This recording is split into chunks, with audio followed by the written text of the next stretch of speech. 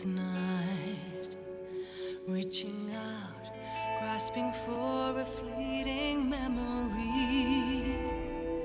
All the thoughts keep piercing this broken mind. I fall, but I'm still standing, motionless.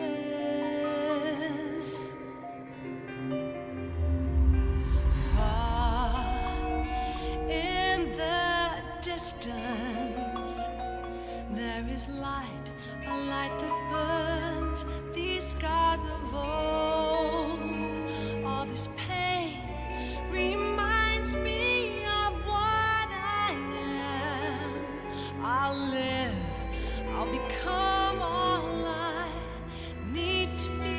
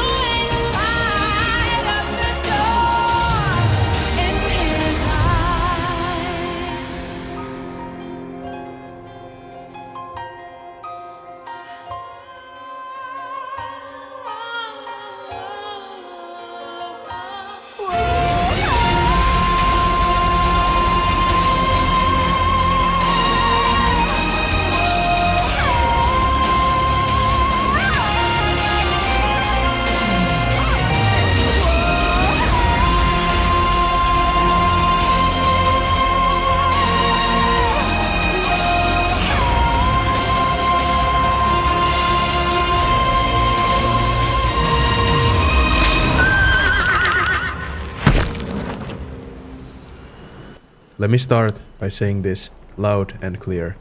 The Metal Gear franchise is not just a series of games, it's a statement, a vision, a living piece of interactive art that over decades reshaped how we think about storytelling in video games.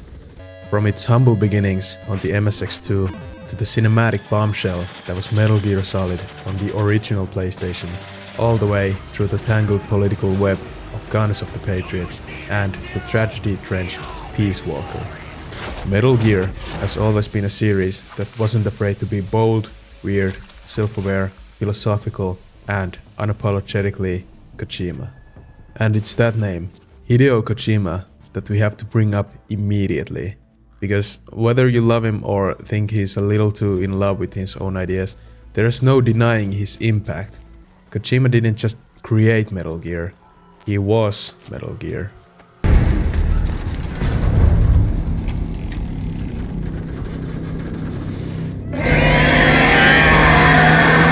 His fingerprints are on every cutscene, every codec call, every bizarre gameplay twist and fourth wall break. His obsession with cinematic storytelling, his anti-war themes, his deep distrust of government and military institutions, they all became a language of this franchise. So, when the news broke that Kojima and Konami had fallen out, when we saw the reports of his name being stripped from marketing materials, of internal power struggles, of studio lockdowns and cancelled meetings, it hit the gaming community like a gut punch. It wasn't just corporate drama, it felt like watching an artist being cut off from their canvas. After that, the series was left in limbo. But the fans were hopeful. Maybe Konami didn't need Kojima to make a new Metal Gear. And then Metal Gear Survive happened. So, how does Konami redeem itself? Metal Gear Zombies, dude, right? Everybody loves zombies. An attempt to reanimate a corpse without the soul that made it walk in the first place. A shallow, cynical spin-off that proved one thing very clearly. Without Kojima, Metal Gear just isn't Metal Gear. But even in all that chaos, there was something worth holding on to. Kojima didn't just fade away, he rose from the ashes. He launched his own studio, Kojima Productions. A phoenix moment that reassured fans everywhere that the man still had stories to tell. And yeah, his first solo title, Death Stranding, might have confused and divided audiences, but it also proved that Kojima was still out there. Still weird, still ambitious, still doing things his own way. Alright, look, Morty, Kojima just wants us to reconnect to fractured society and stop the Death Stranding. What are all these ghosts? Those are the Death Stranding, Rick. Oh, okay, yeah, I wasn't paying attention. But let's rewind a little. Before he teamed up with Norman Reedus, from which he clearly saw potential from. He's on my way. So you're not a rapist? Looks like your car's pretty messed up. Kojima had one last mission under the Konami banner, one last chapter in his legacy, and that game was Metal Gear Solid 5, The Phantom Pain. A game built under enormous pressure, a game meant to tie together the events of Peace Walker, Ground Zeroes, and the original Metal Gear. A game designed as an open-world stealth experience, massive in scope, rich in mechanics, and soaked in thematic weight. This was supposed to be the crown jewel of the franchise. And in many ways, it is. The gameplay, flawless. The systems, incredibly deep. The attention to detail, utterly obsessive. But then comes the heartbreak. Metal Gear Solid 5 is a masterpiece that bleeds from the edges. You can feel the absence of time, the holes in its story, the abruptness of its final act.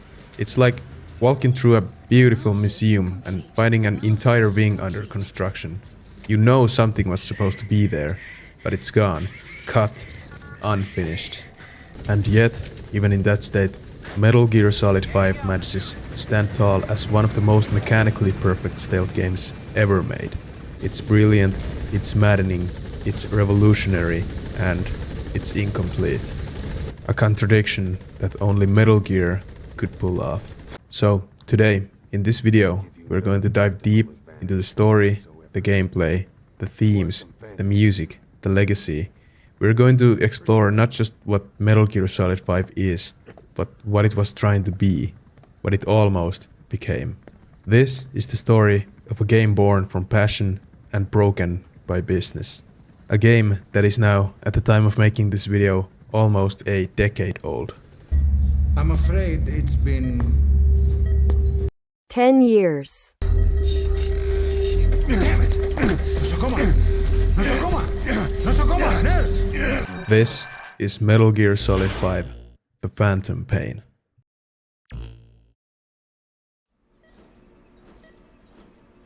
Starting off, we don't even play the game. You see, this story doesn't actually start with Phantom Pain. Not exactly. It goes back to the events after Metal Gear Solid 3, following the man who would become Big Boss as he begins building his own vision of a nation. Not one defined by borders, flags, or politics, but a nation built by soldiers for soldiers.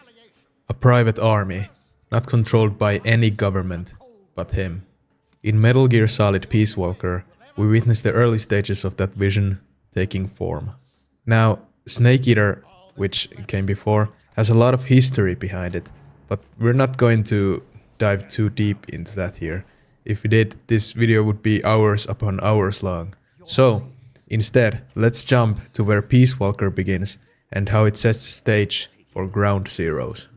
There will be some major spoilers for the two games up ahead, but I'll try to keep things simple and focused as I can. Recapping Peace Walker quickly, it's set in 1974 and acts as a direct prequel to Ground Zeroes. It follows Big Boss, still known at the time as Naked Snake, who now leads the private military group Militaire Sans Frontières, or MSF. I know I probably butchered that pronunciation, but anyway. He is hired to investigate an unknown armed group occupying Costa Rica, a nation without a standing military. This force turns out to be part of CIA-backed operation known as Peace Walker, which is developing AI-controlled nuclear deterrent. The artificial intelligence is modeled after, well, the boss, not to be confused with Big Boss or Boss. Anyway, Big Boss's former mentor, and her legacy plays a major emotional, philosophical role in this story. The man behind the project is a CIA agent Coldman, who believes peace can be achieved through fear, specifically fear of an automated nuclear retaliation system. His aim is to remove human hesitation from the equation entirely. Big Boss, along with key allies like Kazuhira Miller, Huey Emmerick, and Dr. Strangelove, work to stop Coldman's plan. They ultimately succeed when the AI, influenced by the boss' values, overrides its programming and sacrifices itself to prevent nuclear catastrophe. Another major character introduced in Peace Walker is Paz Ortega Andrade. At first, she appears to be a peace-loving student aligned with the United Nations, but she is soon revealed to be a spy for Cypher, a shadow organization led by Big Boss's former ally, Major Zero. In a post-game twist, she hijacks MSF's own Metal Gear Seek and tries to force Big Boss to submit to Cypher's control. He refuses, defeats her, and this moment marks his final break from Zero's ideology.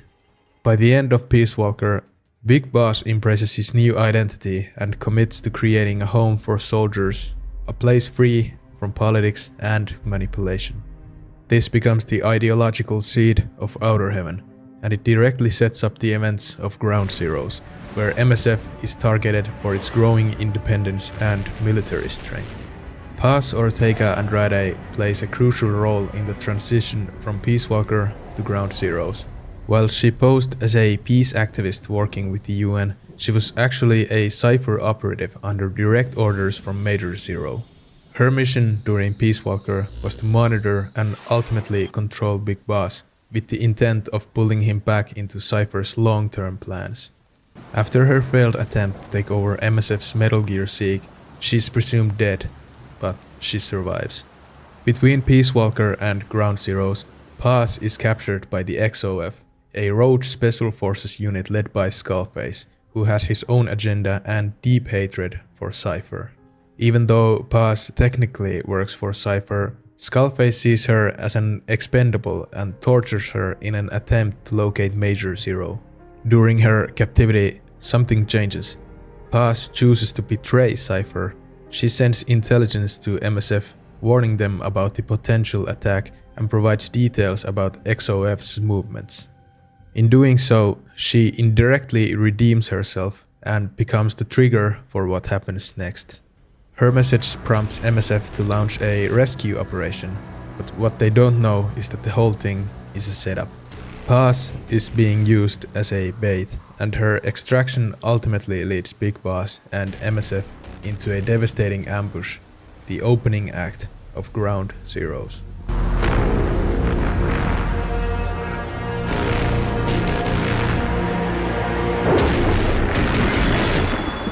Finally, after all that context, we can actually start talking about Metal Gear Solid 5 itself.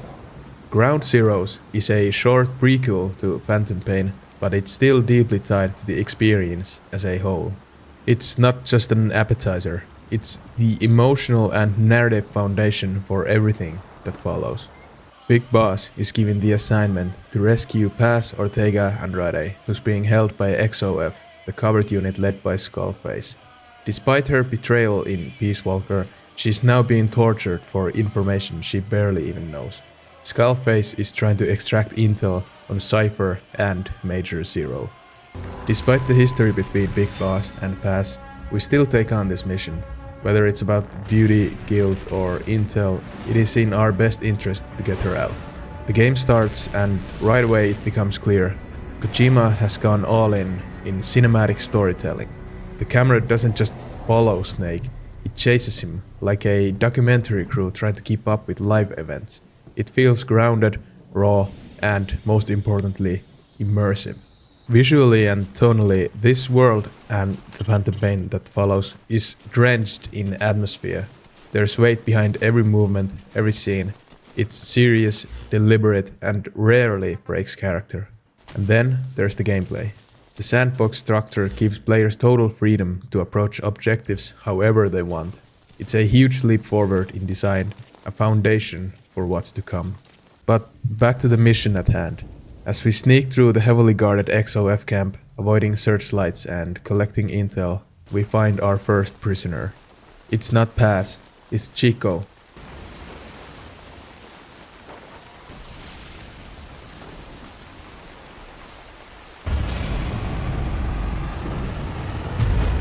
He's been locked in a cold cell, his ankles bolted to the ground.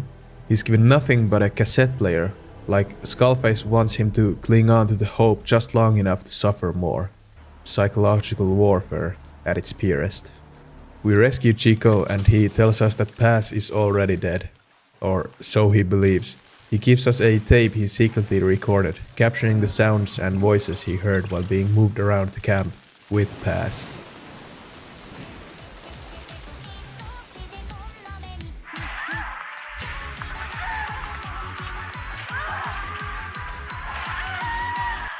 From that recording, Big Boss picks up on small details like background sounds, timing, locations, and using those clues we locate Paz's cell. But what we find is brutal. She's barely alive, shaved, scarred, mutilated, her humanity stripped away by Skullface's torture. She's not just broken physically, she's dehumanized, and yet she's still clinging onto something. Maybe a message, maybe just survival. We cut her free and make a break for the extraction point. During the escape, Paz tries to speak up, but she can barely even form words. Still, we get her on the helicopter and stabilize her. But just when we think we succeeded, we find out the truth.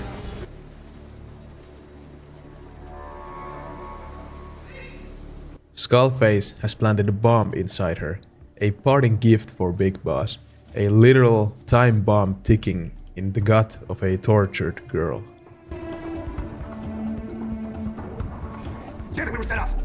There's no time, no anesthetic. The medic and Big Boss dig into her stomach with their bare hands, searching for the explosive. It's brutal, horrifying, and raw, but they find the device and manage to remove it.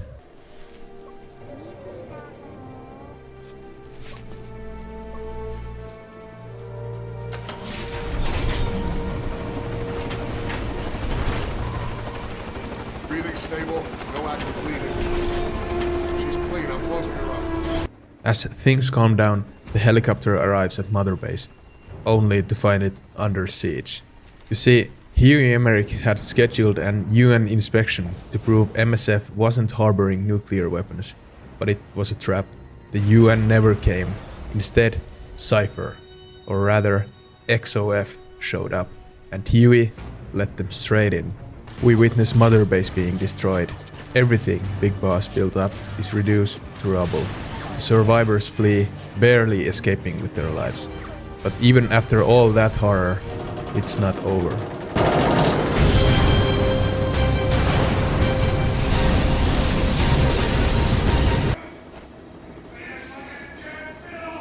In the helicopter, Paz suddenly wakes up. She tries to warn us, panicked, in pain, that there's another bomb inside her. We think we're safe. We already removed it, right? But she doesn't mean that one. Skullface had implanted 2 bombs, and the second one hidden inside her uterus.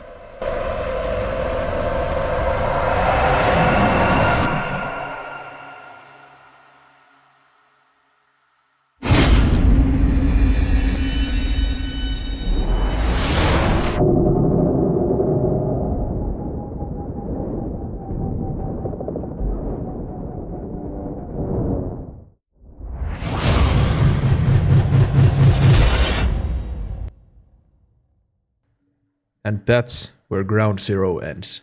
Yes, the entire game is essentially one mission, but it was never meant to be a full game in a traditional sense. It's a prologue, a text showcase, a mechanical and narrative primer for what's about to come. Even so, Ground Zero stands on its own. It offers replayability, challenge missions, and a glimpse at what stealth gameplay can truly become. What I love about Ground Zeroes is how it sets the tone immediately. It tells the player this is it, the best stealth mechanics, the most responsive controls in the series, Kojima's system at their sharpest. And it's only the beginning.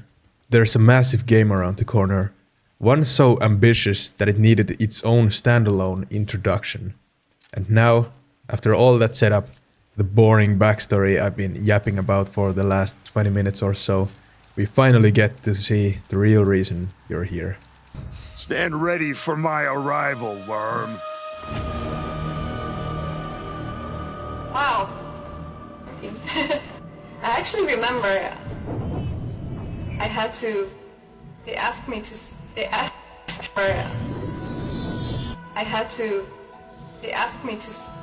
to scan my, like underneath my feet for a reference when I was at Kojima Production.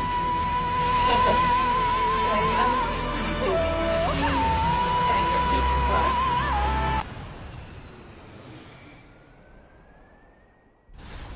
The Phantom Pain opens up with a quote. "It is no nation we inhabit, but a language. Make no mistake, our native tongue is our true fatherland." Emil Kieran, a Romanian philosopher. A cryptic, fitting start for what is about to unfold. After the quote, we get a surreal, disjointed opening sequence, the same one you saw earlier in this video, and then one of the best openings in any video game begins.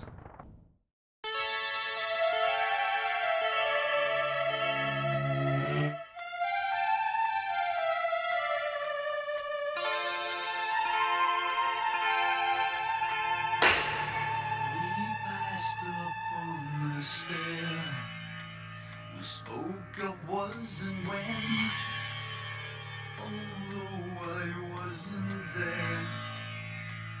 He said I was his friend, which came as some surprise. I spoke into his eyes, I thought you died. The Man Who Sold the World plays as we fade into a hospital room. A nurse notices we are awake, barely, and she hurries off to get help. Kdo chceme?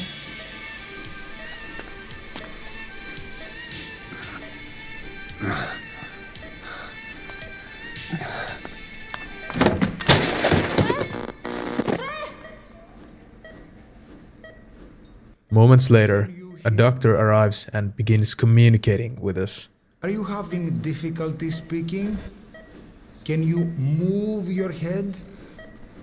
Slowly, carefully, he helps us grasp where we are and how long we've been here. Yes, yes, I know. You would like to know how long.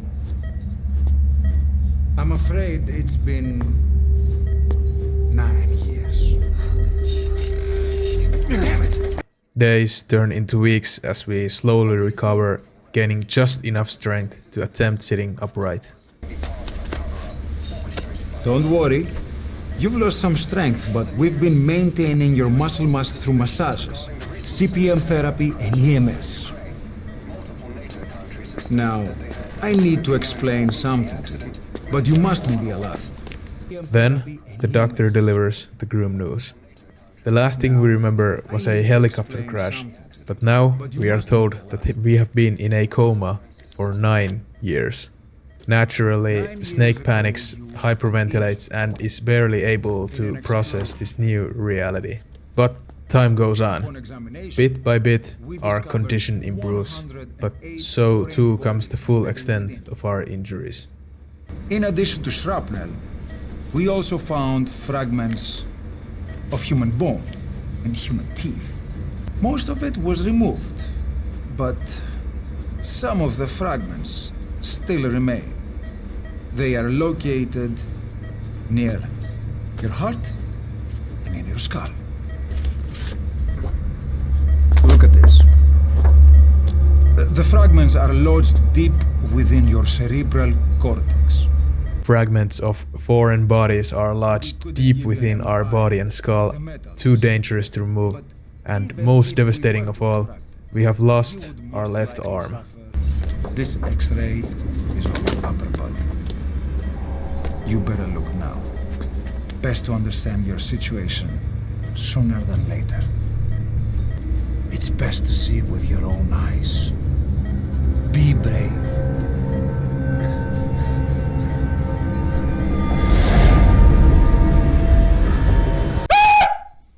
Did I jump scare you? Yeah, I bet I did, you coward. Yet, life marches on, and so must we. The doctor returns with another warning. The entire world is hunting us. Rumors have spread that Big Boss is alive and kicking again. Enemies from every corner are closing in. It's true. There are those who wish you would never woken up. You should be dead, but you're not. The wheels are in motion. Your enemies are everywhere. We must alter your appearance immediately. Otherwise, I fear you won't leave this place alive. To protect ourselves, the doctor tells us that we must change our appearance. Plastic surgery will give us a new face, a new identity. Here, we are given a brief moment of customization. Choosing this new face, and afterwards the doctor tells us that after the surgery itself, no one should be able to recognize us anymore. He also gives us a new alias, Ahab. As of today, your name is Ahab. Forget everything. Your name, your past. But, of course, this is a Kojima game. Before the surgery can even take place, the hospital is infiltrated. So, I hope you didn't spend too long perfecting your new face, because it's not going to matter at all. Classic Kojima moment. A deadly assassin arrives, and clearly she's here for us.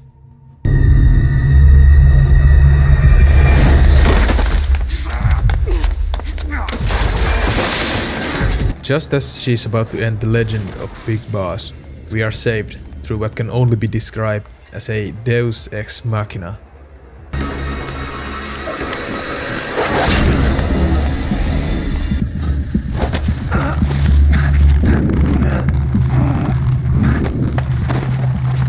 Just sprint it.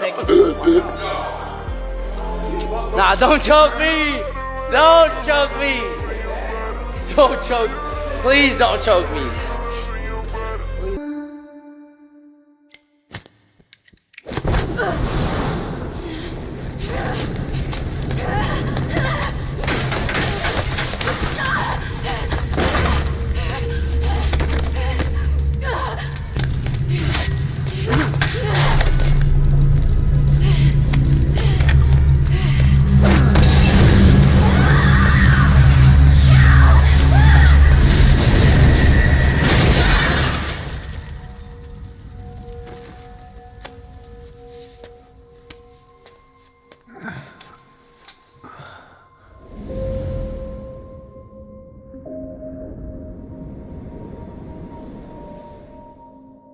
Okay, have time to go. What happened to the woman? The woman? We gave her a light. She took the short way down. After the event and in excruciating pain, barely able to move our battered body, we turn to our mysterious savior and ask his name. Who are you? Who am I? You're talking to yourself. He scoffs and simply replies, "You're talking to yourself." Afterwards he insists that we call him Ishmael. Strange? Absolutely, but hey, he just saved our life, so we go with it. Snake begins his desperate crawl out of the hospital. His body barely functioning, every moment is agony, but staying means certain death. As we sneak through the halls, a terrifying figure bursts onto the scene. The man on fire.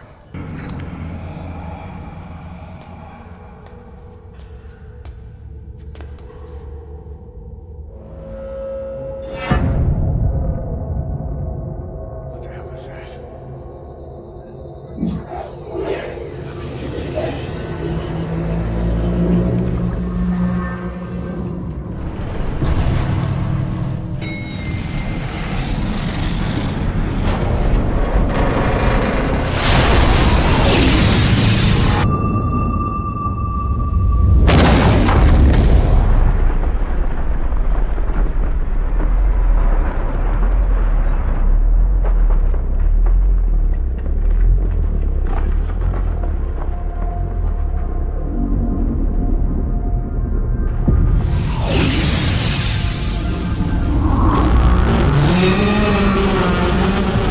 A seemingly unstoppable entity, wreathed in flames, clearly hunting us as well. Fortunately, he gets temporarily neutralized, as water proves to be his weakness.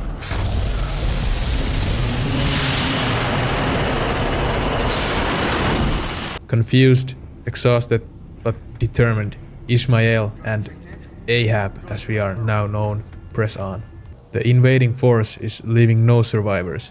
The hospital is being purged.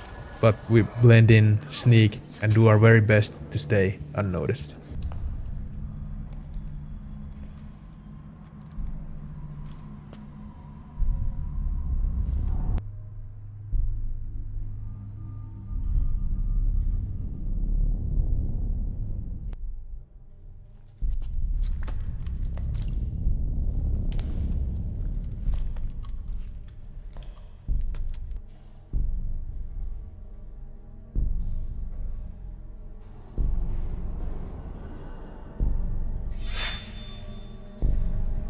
Soon enough though, the supernatural elements return.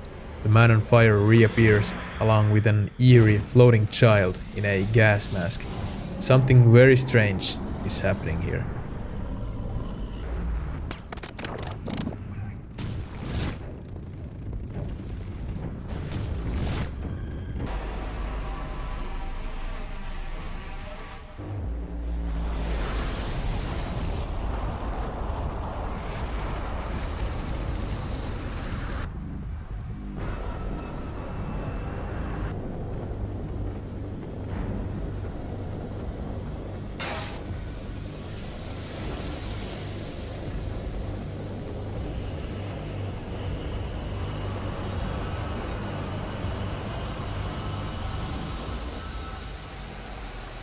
As we regain some mobility, the game gradually introduces new mechanics, movement, basic stealth, combat options. Eventually we reach the hospital entrance, only to be met by enemy soldiers and, well, once again, the man on fire.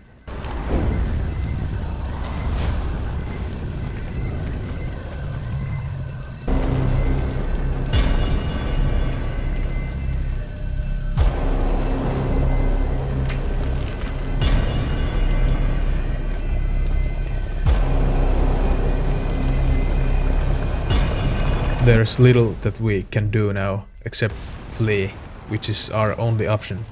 It's worth noting that this entire opening mission is masterfully crafted. A cinematic experience unlike anything the series had attempted before. Well, excluding Metal Gear Solid 4 and 3 and 2 and you get the point. And it sets the tone immediately. The Phantom Pain will be a cinematic and emotional journey. And that's not a bad thing. In fact, it's one of its greatest strengths, in my opinion.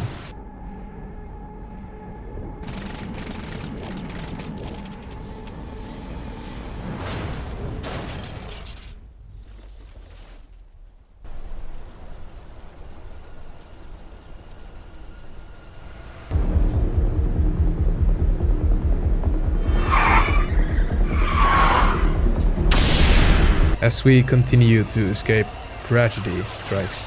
As Ishmael is shot during the getaway, the ambulance we've commandeered flips violently.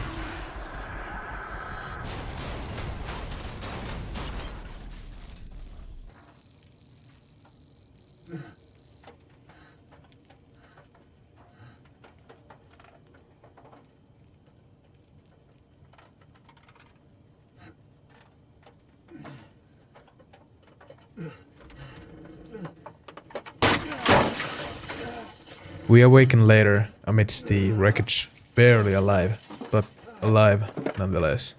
Dragging ourselves out of the ambulance, we are soon met by a familiar face, Ocelot. But there's no time for explanations. We mount his horse and flee once more, with the man on fire now pursuing us on horseback. Use this! Watch our backs! We fight him off in a cinematic chase and pray that he doesn't catch us.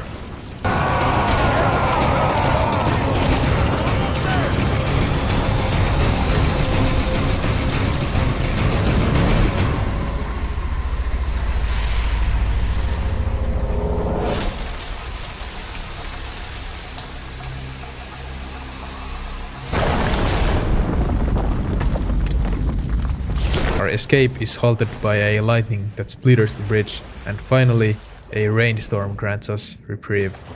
For the first time since we awoke, we can finally breathe.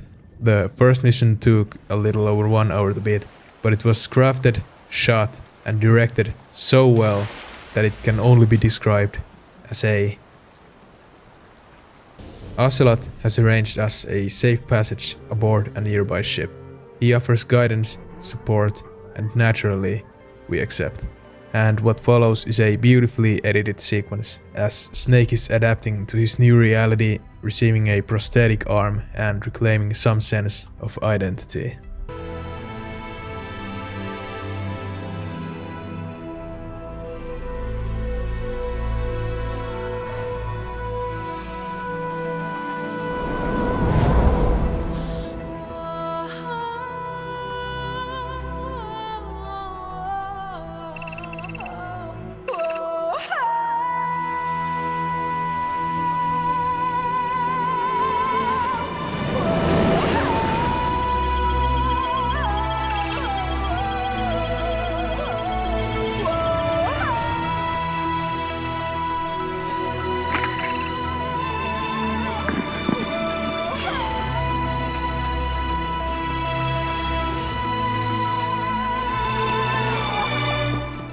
But there's no time to rest, as our old ally and friend Kazuhira Miller has been captured by the Soviet army in Afghanistan. Our first mission is clear: rescue Miller. Ocelot briefs us on the situation, and with a wide shot of the Afghan horizon, the game truly begins.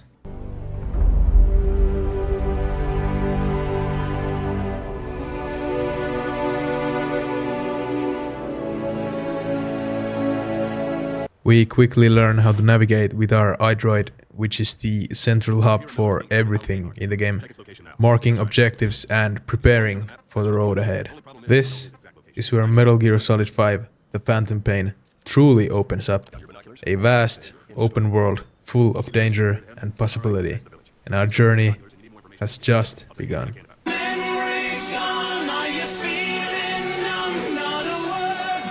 From this point on, Metal Gear Solid 5 opens up completely.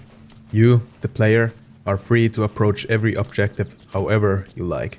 Sneak past every guard, never be seen, or charge in with guns blazing and take down the entire outpost. It's entirely up to you. The game's sandbox is meticulously crafted, offering a staggering amount of tools and freedom. You can upgrade and research hundreds of weapons, gadgets, and utilities, from non-lethal stun pistols and tranquilizer sniper rifles to rocket launchers and Fulton balloons. Want to run into a battle and knock everyone out with your bare hands? You can. Prefer to stay in the shadows and ghost your way through an entire mission without leaving a trace? That's viable too. But this is Metal Gear game, and I like to think that the canon way to play this is stealthy channeling that classic Snake persona the series is known for. After all, how does a legend like Big Boss survive? Well, by making sure that no one ever knew he was there. Our first main mission is to rescue Kazuhira Miller, who's been captured by the Soviet 40th Army in Afghanistan. Miller was helping training the Mujahideen resistant fighters, teaching them how to push back against the Soviet invaders, and, well, got caught in the process. The mission setup is straightforward. Gather intel, interrogate enemies, scout enemy outposts, and find Miller's exact location. It's a great introduction to how Metal Gear Solid 5 encourages recon and flexibility. You're not being forced down a linear path, you're giving space, some objectives and the tools to figure out however you want. Eventually we find Miller, and he's shocked to see Snake again, the man who's been in a deep coma for 9 long years.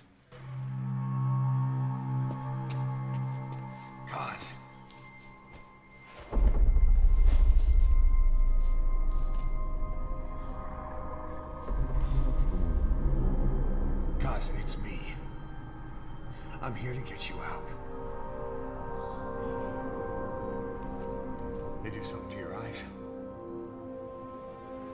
Miller himself hasn't come out unscathed either. He's lost limbs, he's battered and exhausted, but the fire in him still burns. His hatred for Cypher, the organization behind their downfall, is what keeps him going. We escape with Miller and call in a helicopter for extraction, but just as we are about to escape, a thick fog rolls in.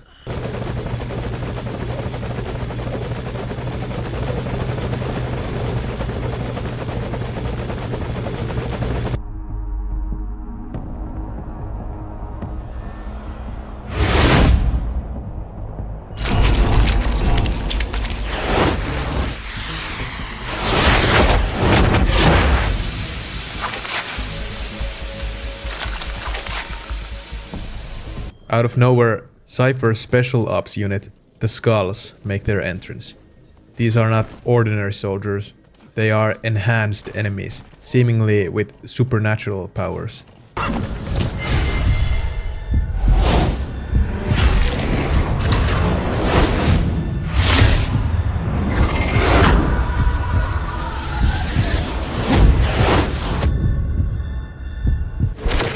At this point in the game, we are no match for them.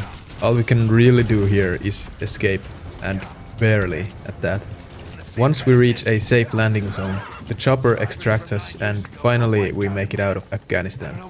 On board, Miller recounts what happened during Snake's coma, the fall of Mother Base, the soldiers they lost, the betrayal.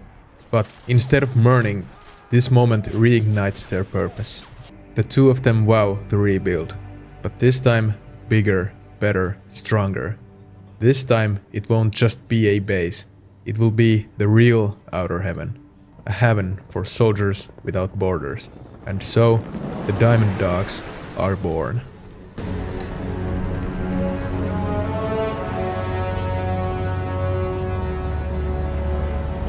Back at our base of operations, Miller is taken in for medical treatment, and Ocelot walks the player through the foundational mechanics of running Mother Base.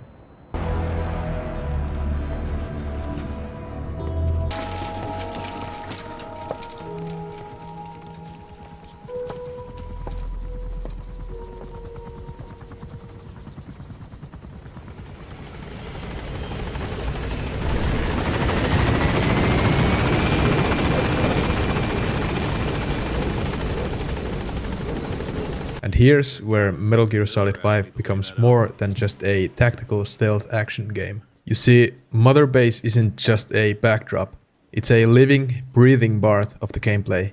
You can expand its platforms, assign staff based on their skills, develop new technology, and more. As the more staff you recruit, the faster and more powerful your upgrades become. And how do you get new staff? You use the Fulton recovery system, essentially abducting enemies mid-mission and converting them to your cause. This meta layer of gameplay building your army, developing new weapons, running operations becomes one of the most important parts of Metal Gear Solid 5. It adds a strategic element that's deeply satisfying, especially when you see your base growing as a direct result of your field work. From here, the game finally opens up in its entirety. You can select main missions, side ops, or even just free roam the world. Using your iDroid device, you pick up missions, your loadouts, your body, your drop points, everything. And every main mission comes with an in-universe voice briefing, giving context, background, and nuance to your objectives. For the first time since Peace Walker and Ground Zeroes, Snake's vision of an outer heaven feels real. People around the world contact Diamond Dogs for help, a private army taking on the mission when no one else will. And Snake, no, Big Boss, answers that call. Boss, make your way to Chicago Calais and eliminate the target.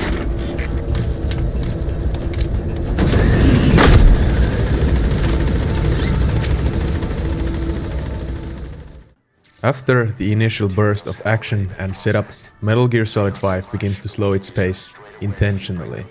This is where the game gives you a breathing room, a chance to fall into its rhythm. It invites you to explore, experiment, and familiarize yourself with your growing arsenal of weapons, tools, and tactics. You can roam the world freely, listen to audio tapes for background lore, or just take the time between missions to soak in the atmosphere. Now, the Diamond Dogs begin to operate like a real private militia. Missions start rolling in from all corners of the world: rescue operations, sabotage jobs, assassinations, and extractions. You'll help rebels destroy Soviet tank units, retrieve kidnapped personnel, and even forcibly enlist key figures in the Soviet military using the Fulton system to bring them into your ranks. Each successful contract helps Diamond Dogs grow: more weapons, more resources, more trained personnel under your command. Every mission completed is a step towards rebuilding your army and standing toe-to-toe with Cypher. And at the center of it all, the man behind your suffering, Skullface. But between these operations, something unexpected happens. Out in the wilds of Afghanistan, you hear a faint yelp, a pup, alone, dirty, and vulnerable. Naturally, you bring him back to base. This is DD, or D-Dog. He'll eventually grow into one of your most reliable and deadly companions. Another reminder that Metal Gear Solid 5 is much about building bonds as it is about revenge. The missions during this stretch vary in complexity and scope, but the purpose is clear: to give you space. Space to experiment, space to define your own playstyle. Whether you choose pure stealth, sneaking in under the cover of a night, or go loud rolling up with a tank to a knife fight. Literally. 17 vai 16 vai aika niinku paremman pelikoneen Horizon. The game doesn't punish creativity, it encourages it. This gameplay loop becomes a core part of the experience. Prepare, deploy, adapt, extract, and repeat. But then, one mission stands out. Diamond Dogs receive a high priority contract. Recover a prototype rocket launcher codenamed the Killer Bee, which the Soviets are rumored to be hiding in a heavily fortified base. So, we plan carefully, scout from afar with our binoculars, watch patrol patterns, and smoke a phantom cigar to pass the time and manipulate the in-game clock. When the moment is right, we move in. Shortly.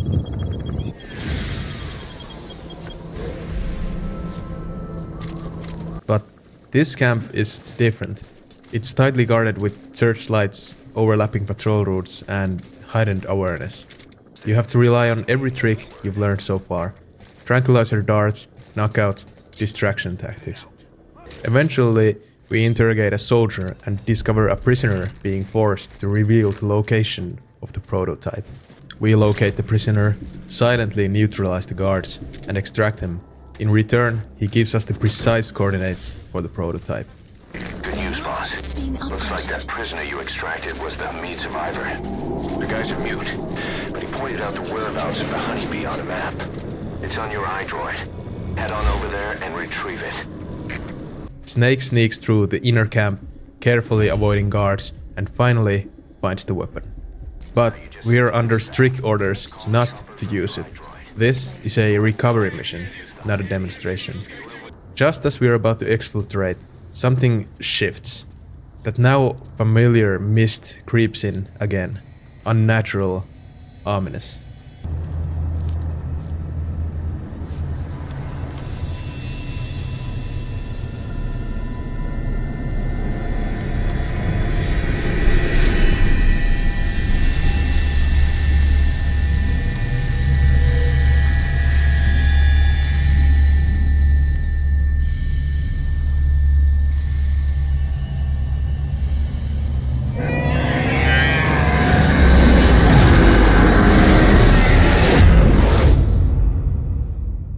Suddenly, a massive stone hand bursts from the ground up and grabs us. Confused and caught off guard, Snake is dropped into a scene he did not expect. From the shadows emerges a figure. It's him, Skullface, the man responsible for Mother Base's destruction, the one who took everything from us. He says nothing at first. He doesn't need to. His presence alone is enough to unnerve even Snake.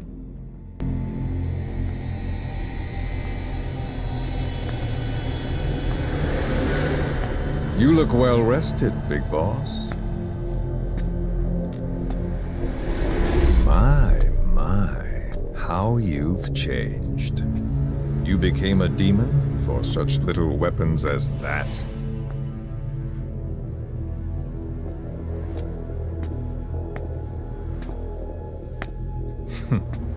Well, I'm sure you'll see the bigger picture eventually.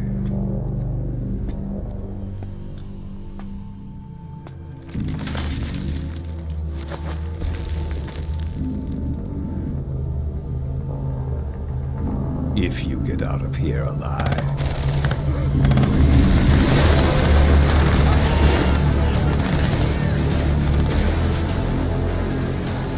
Rest in peace this time. I'll see you in hell, boss. The massive stone hand, somehow under his control, releases us. It's clear that this was a message. He could have killed us, but he didn't. He wants us to feel powerless, to chase him, to suffer. And of course, he didn't come alone. The skulls appear again, forcing Snake into a desperate escape through the fog and gunfire. After an intense run, the mist finally lifts. We call in our chopper and make our exit. This mission marks a turning point. Cypher, and more importantly, Skullface, now knows that Big Boss is alive, that the Diamond Dogs are back. They won't sit idle anymore. We'll be facing stronger resistance, better technology, and more dangerous enemies from here on out. The stakes are rising, and the whole world now knows we're coming for them. And that Grim Reaper look-alike in charge of them. That giant thing that carried him off. What the hell are they? Cypher. Well, what do they want? What's their objective? Why Afghanistan?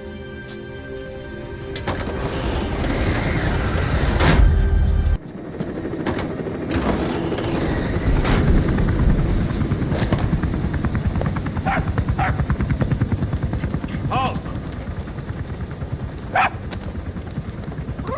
See that?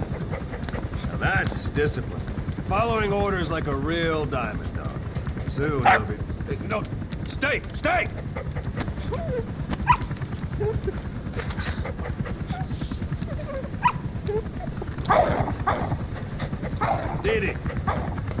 Go!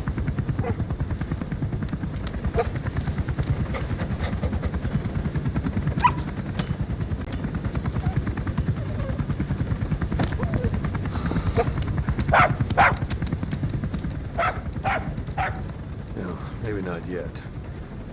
But soon. Soon. As Diamond Dogs grows, so does its reach. More contracts come in from across the globe, discreet operations to rescue VIPs, demolish Soviet infrastructure, or silence threats before they escalate. With each success, we secure more funds, develop more advanced weapons, and recruit new specialists, willing or not. Mother Base is no longer a dream. It's becoming a fully functioning military state, capable of rivaling entire nations. But beneath the surface of that growth is a hunger. We are rebuilding for one reason: to confront Cypher, and more specifically, the ghost behind it all, Skullface. Then, we get a distress call. A familiar name crackles over the iDroid. Dr. Huey Emmerick. Supposedly being held against his will, Huey claims that Skullface has been forcing him to work on weapon projects. He begs for extraction. It's a strange request from a man whose loyalties have always been murky. But we have unfinished business with Huey. He was there during the fall of Mother Base, and it's unclear how much he truly knew. If nothing else, bringing him in gives us a chance to find out the truth. So, Snake set out on the mission. Boss, the scientist Emmerick wants us to find him so he can defect. He should be inside Sarat power plant. Make contact with him. Fully trained and ready for action. The rest is up to you. Didi, go!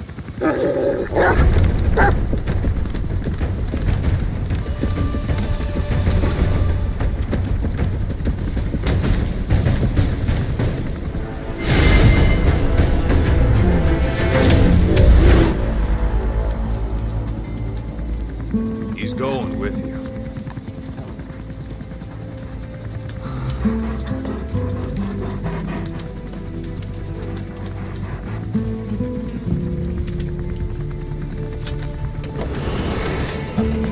As we approach the facility where Huey is supposedly located, something interrupts the plan. Sniper, where?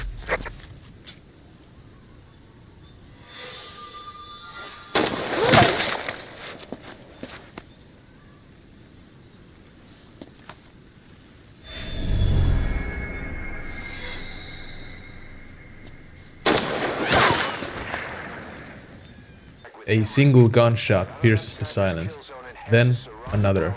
Our route is cut off. A sniper. Positioned somewhere among the abandoned ruins, high up in the desert cliffs, hidden. This isn't part of the original mission. Now, we are in a standoff. A new threat emerges. This is the beginning of one of the most iconic boss fights in The Phantom Pain. Quiet. This encounter flips the pacing on its head. It's not fast, it's not chaotic, it's deliberate. You're hunting someone and being hunted at the same time.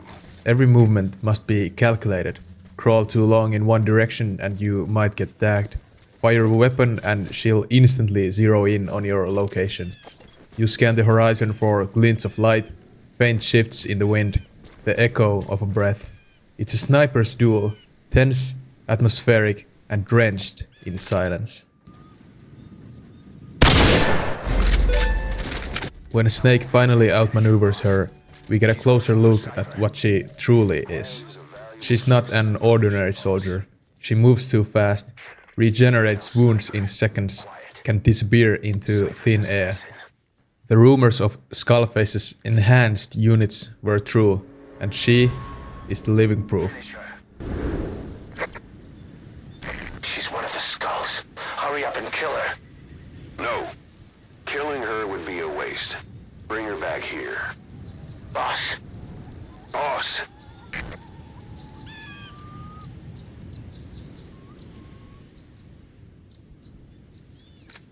Despite her powers and despite Ocelot and Miller warning him of the risk, Snake makes a choice.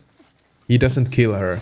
He sees her potential, her skill, her restraint, and perhaps something more.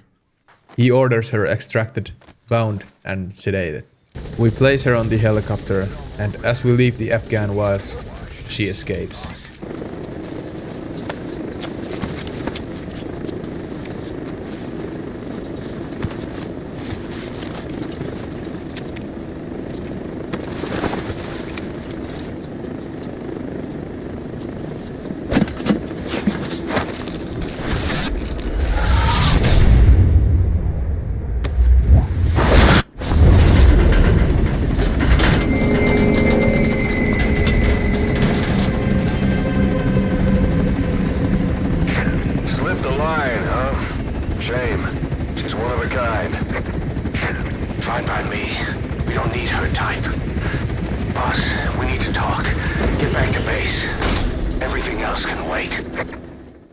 But even before we reach Mother Base, things take a dangerous turn.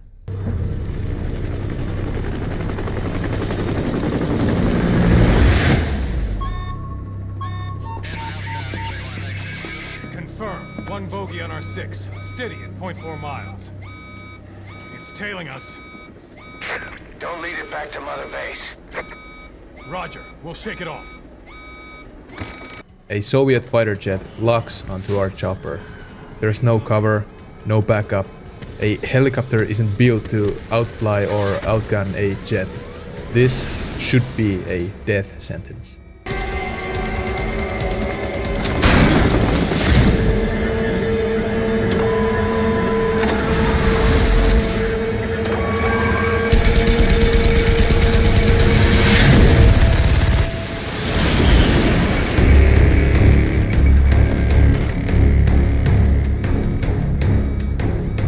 Then, she reappears, seemingly out of thin air.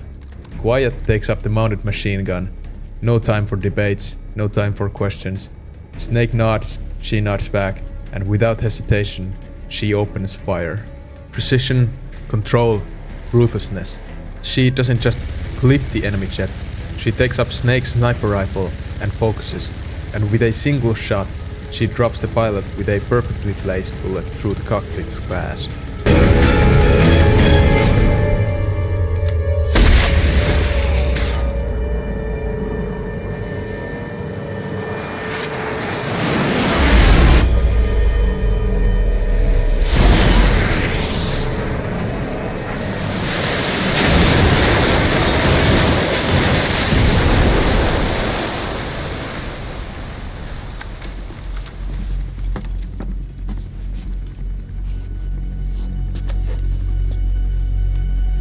It's a surreal moment.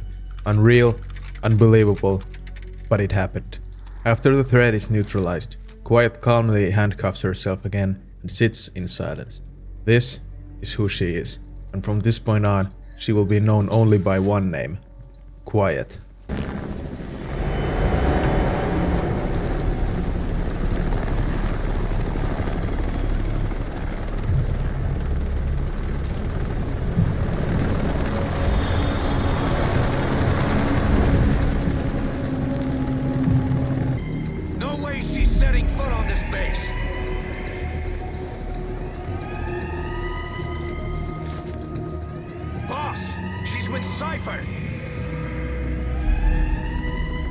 Back at Mother Base, her arrival doesn't sit well with everyone. Miller especially is furious. To him, Quiet is a threat, a potential spy, a living weapon created by the enemy. He argues that letting her stay is reckless, dangerous, maybe even suicidal.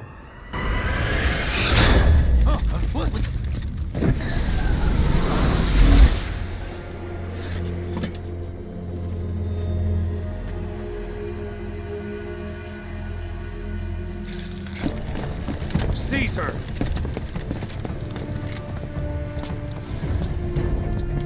Fire!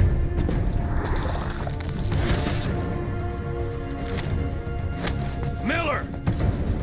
She saved the boss. She was saving herself. Fire! Put her in the cell. Boss. Keep keep an eye on her. Right. Take her away. But Snake is resolute. He's seen what she's capable of, and more importantly, he's seen that she chose not to kill him. Ocelot, ever the observer, sides with Snake and believes there's more to Quiet than meets the eye. Something deeper, and so the decision is made. She'll be held in isolation, under constant watch, but she'll stay. Because Snake knows that this war can't be won with bullets alone. It requires people, outcasts, misfits, the betrayed and the damned. And Quiet, whatever she truly is, belongs with them. You are going to regret this. That woman... I know. She knows our location. Either way, one of these days we're gonna have to kill her. But now is not the time.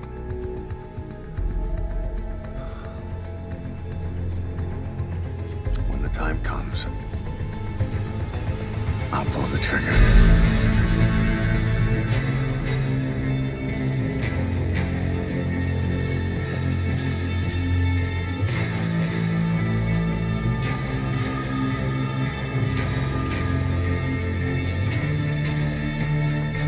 She's not just a weapon. She's part of something greater now.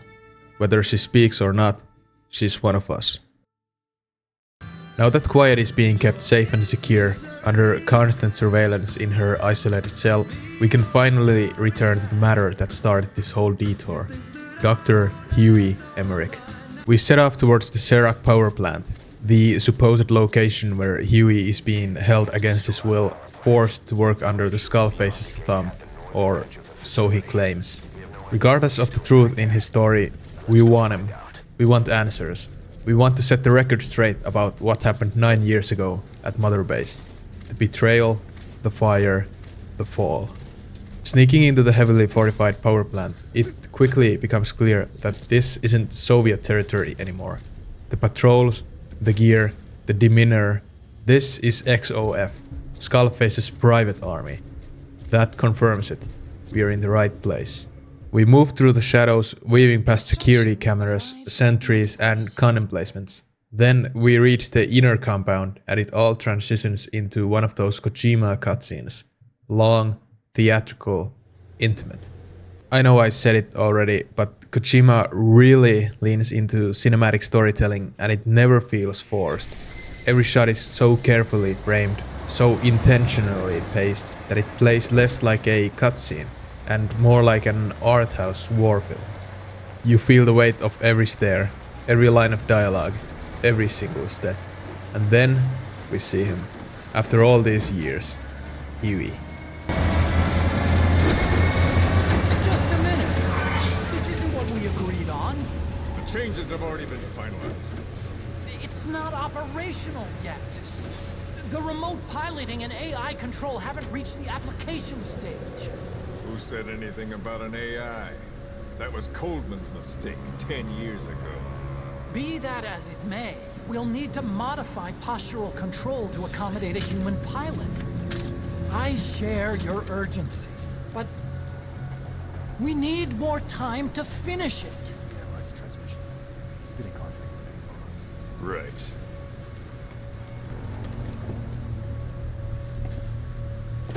Planning on leaving us, Doctor? Huh? What? I'm taking your legs back!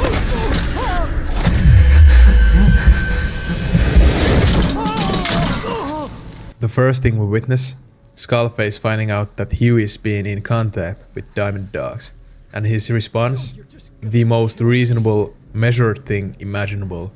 He fucking throws him down the stairs. No hesitation. Despite the very satisfying thud, Skullface doesn't finish the job. He knows, even if Huey is a manipulative coward with a spine of wet paper, his mind is still valuable. His tech, his designs, his Metal Gear knowledge, they're too useful to discard. So, he orders his men to move Huey to another secure location. A Soviet relay base, not far from here. Take him to the base. Yes, sir. Transporting Emmerick to the base camp and returning to base. We're shutting down. All units, strike camp and clear out. Naturally, even if Snake is a little satisfied seeing Huey treated like the spineless traitor he is, we still go after him because we need him. Dead or alive, he's a puzzle to a piece in much larger war.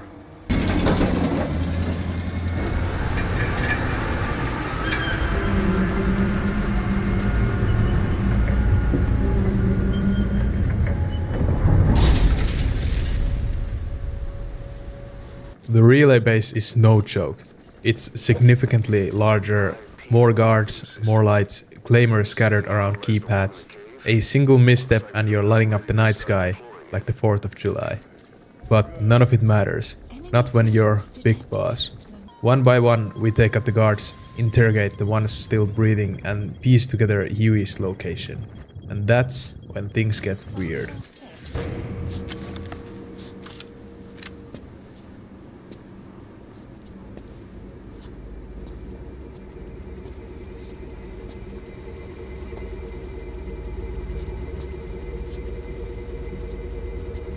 Who are you? Snake?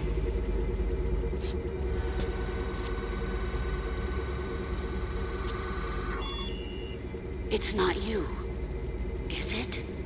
Inside the building, we find something unexpected. The AI pod.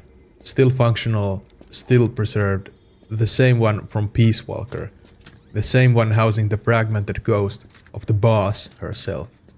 Huey's been keeping it alive all this time.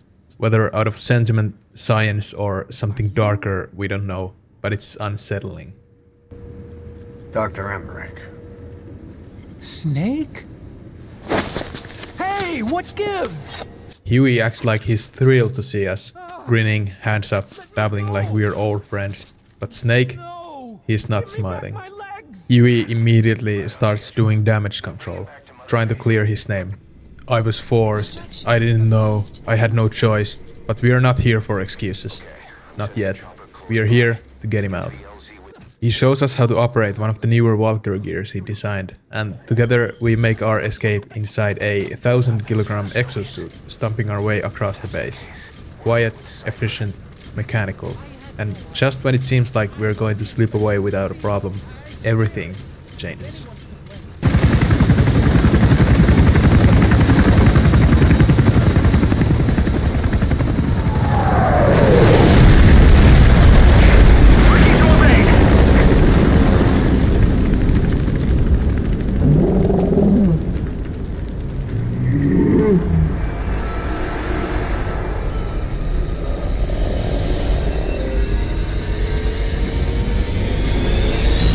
Sahalanthropus?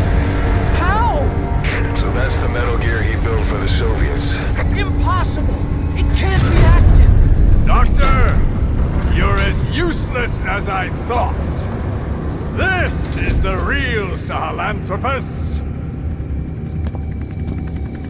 You and your friend will die here. The ground trembles, a deep metallic roar echoes through the canyon, and there it is, a towering monster of steel, steam, and annihilation. Metal Gear Sahalanthropus. Massive, inhuman, terrifying. This isn't a boss fight, not yet. It's survival. We're not equipped to fight something like this head on, so we do what Snake does best. We disappear. Using the terrain's shadows and timing, we weave through the ruined structures and dead ends, doing everything possible to shake it off our trail. It's not easy, its sensors are advanced and its speed for its size is horrifying, but eventually we lose it, and we make it to the extraction point. The chopper arrives, rotors kicking up sand as we board with Huey in tow, but it's not over, as Sahalanthropus finds us. Here it comes. Use the chopper's minigun. Shake them off! We have no choice but to sink a rain of bullets at its head, and luckily something happens. Something inside its head explodes. Weird, I know, especially after shooting it with a 50 cal minigun. Anyway, we are now safe, but our mind is occupied now. We have what we came here for. We have Huey. But this time, he doesn't get the hero's welcome. He is not one of us. Not yet. He owes us answers, real ones, and we are going to get them out of him, one way or the other.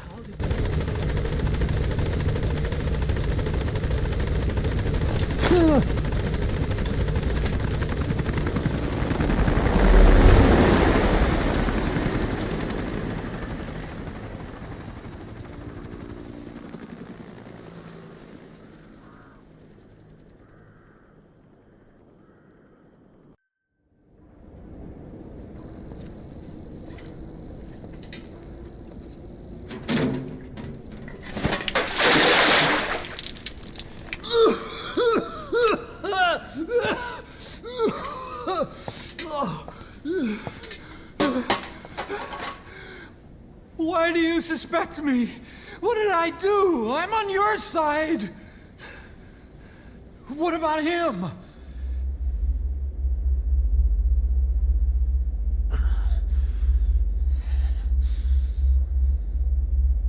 Miller was in contact with Cypher 9 years ago. He was working with them. He's the traitor, Snake! What's that? More truth serum? No. Stronger truth Oh, serum. please. Back at Mother Base, Huey sits in a interrogation room. We question him gently, treating him with the utmost respect that backstabbing, spine-deprived traitor deserves.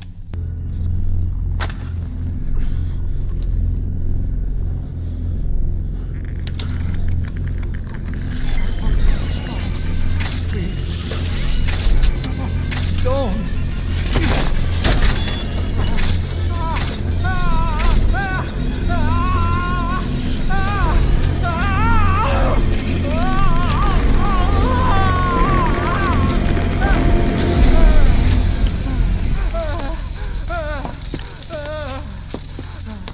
And surprise, surprise, we get next to nothing from him. But we know he's hiding something. He has to be. Miller suggests that Huey may have undergone some form of gene therapy to resist truth serums. Wouldn't be the craziest thing Cypher's cooked up. And honestly, that theory doesn't sound far-edged. Bottom line, he's not cooperating. Not yet. That is, until Ocelot casually drops the one single piece of intel Huey did give up. Cypher is researching something big in Africa.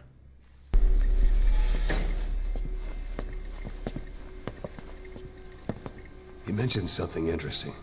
The reason why they pulled their plug on the operation in Afghanistan. He said their funding started going to Central Africa instead. Cypher is pursuing new research in Africa.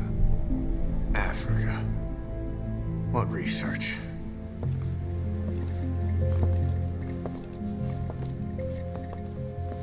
Emmerick doesn't know the details, but one thing he said does make sense. That Sahalanthropus alone isn't enough to cause an RMA. He claims that what they're doing in Africa is the missing piece. A weapon to surpass Metal Gear. Meaning it's not just another nuke. That's our lead. Just as we're about to depart towards this new unknown, we get a cutscene, one that shows off Quiet's incredible skills and unwavering desire to join Boss on the field. She moves like liquid death, invisible, fast, surgical. Quiet? Where does she think she's going? You want to head out with the boss? That'll be the day. I don't see a problem with it, so long as she's with you. She's a crack shot, damn fine scout. Well suited for a clandestine op. Which is more than I can say for the others. There's nothing damn fine about this... thing.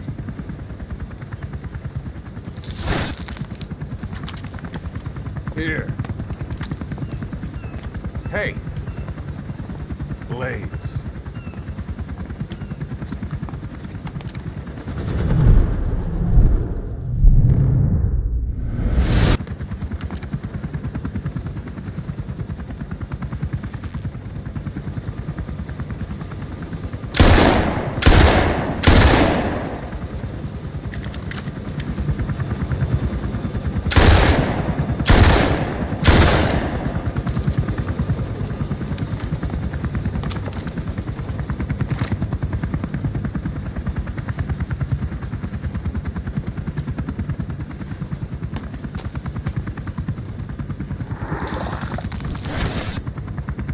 see each individual blade. And her depth perception. You want in? This is ridiculous. She doesn't talk. How could you possibly stay in communication? Right. I like working solo anyway. But even with all that display, Miller shuts it down.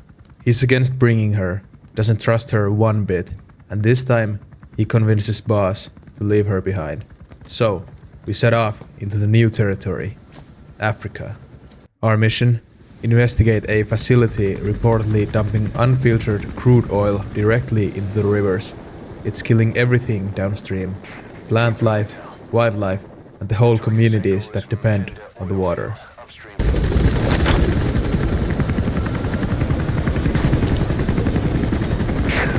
That's step one to tracking down Skullface. Then cipher with him. Good luck, boss. First, make your way to the oil facility. It's to the north, past Boala Yamasa. The village is currently occupied by UNITA, so stay sharp. After trekking through the dense jungle terrain, we arrive at a nearby village.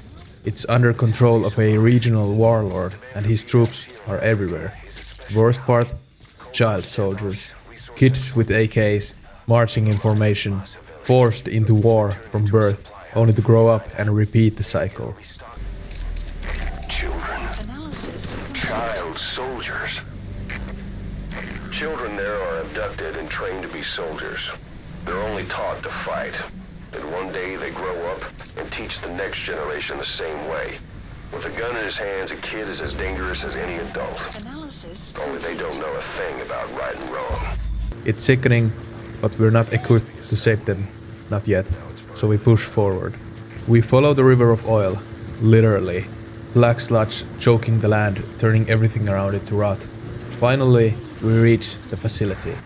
Sneaking in through pipes and scaffolding, we sabotage the separator tank. Destroy that separator tank. You'll need to use explosives. Got any C4? Complete. Alright, you planted the C4. Don't set it off until you're at a safe distance.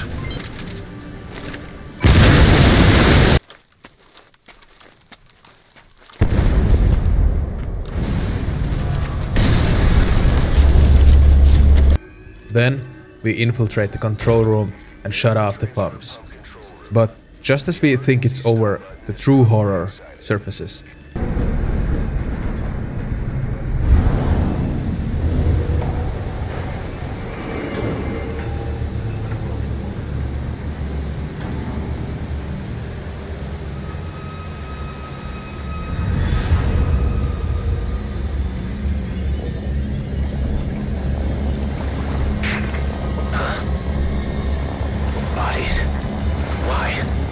Bodies. Bloated corpses float up from beneath the oily water, each one bearing grotesque lumps on their chests. Some kind of infection or something worse. We make a swift escape, the site is compromised, and Miller comes in via comms, feeding us more data. This wasn't just a pollution. This was something deeper. In Sainer, the owner of the oil field. They were behind what happened. They hired the PF, not UNITA. They restarted the facility all the while pretending they were the victims. One other thing. Sainer's Johannesburg head office is just a room in a multi-tenant building. Company's essentially non-existent. 3 years ago, that investment fund stepped in and started gutting it through a series of mergers and sell-offs. And get this, the fund itself no longer exists either. It's a shell corporation, meaning someone is just using Sainer's name from the shadows. But what about those strange corpses? Just what the hell were they doing over there? After that grim discovery, the tempo slows down again. We return to a familiar loop. Rescue ops, neutralizations, sabotage contracts, but this time we have Africa as our new playground. More regions to explore, more enemy outposts to dismantle, and way more materials to steal. With time and money, Diamond Dogs continue to grow. Then we get a call from Ocelot. He wants us back at Mother Base.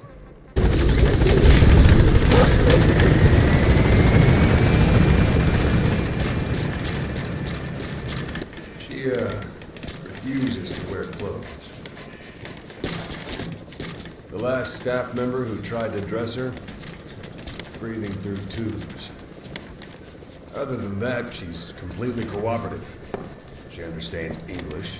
She never speaks, sweats, or breathes. What? Well, not with lungs, at least. She breathes through her skin.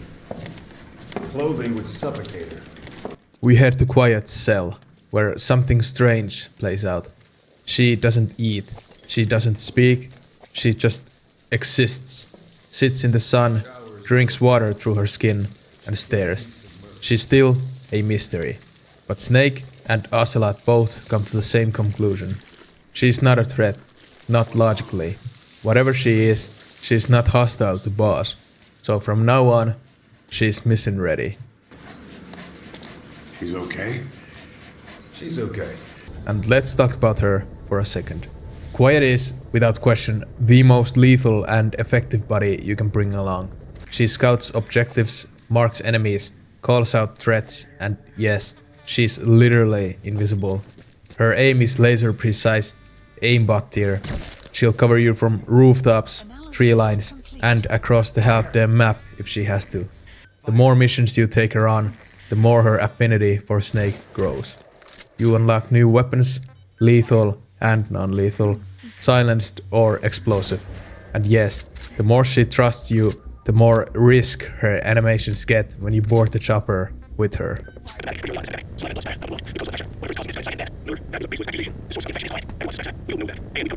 Yep, definitely a Kojima game.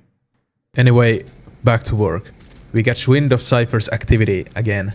There's a transport truck carrying something important, and we need to intercept it before they relocate. The area, heavily fortified. XOF soldiers everywhere. We move in silently, weaving through patrols, getting closer and closer to the target. But just before we can Fulton the truck out, they appear.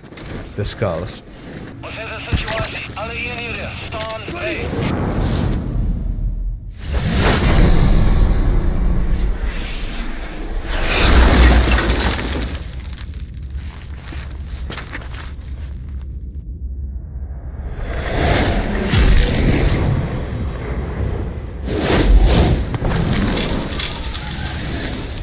If the Skulls are guarding this thing, then whatever it is inside the truck is absolutely critical to Cypher. Even worse, the soldiers around them begin to mutate, twisting into zombie-like husks under the Skull's influence. Luckily, Snake is unaffected. Maybe it's his immunity, maybe it's his sheer GigaChat aura, who knows. We don't stick around to find out. We extract the truck, fight our way through the nightmare, and barely make it out alive as the chopper lifts us to safety.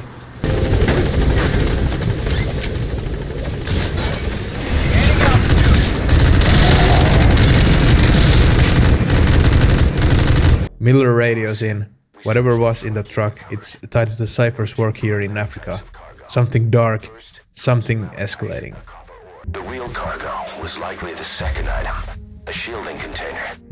The contents, yellow cake. That's right, the raw material for a nuclear weapon. That might point to the weapon to surpass Metal Gear Emmerick told us about. But who can say? Thing is, there isn't a lot of it. Not enough to make a nuclear warhead. Give us some time, we'll look into it, try to figure out why they had this under such close guard. After that mission, things cool off again. We return to odd jobs, more contracts, more base building. Diamond Dogs thrives through the grit, blood, and repetition. Then we receive a strange commission. An anonymous client hires us to eliminate some captured workers from a mining facility.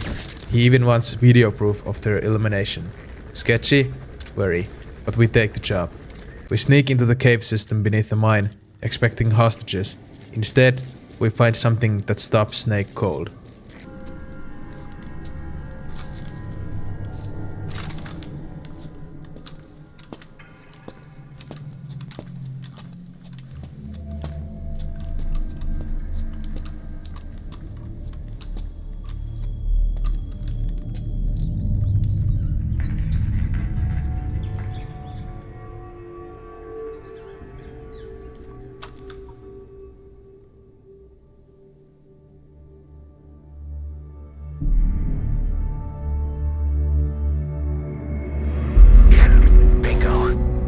children. They are the workers. And we don't hesitate. We are not monsters.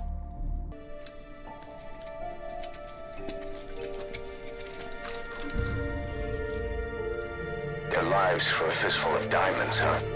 And what happens after that? They can't go home. They've only got two options. Heaven or hell. Tape's rolling, boss.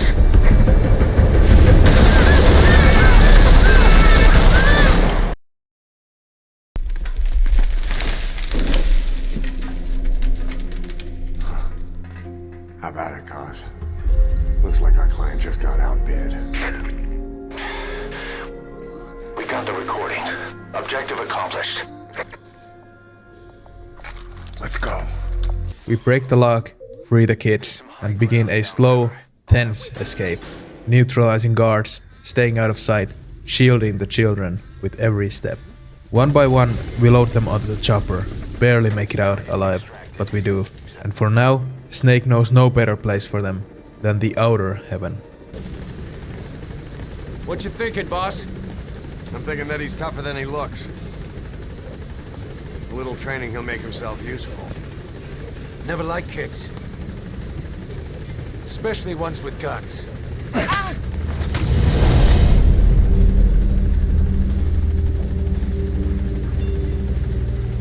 See, kid's a natural. No, he's no natural.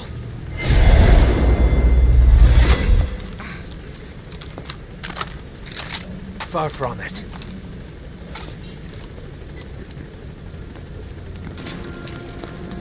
You probably noticed on the way in we've expanded housing.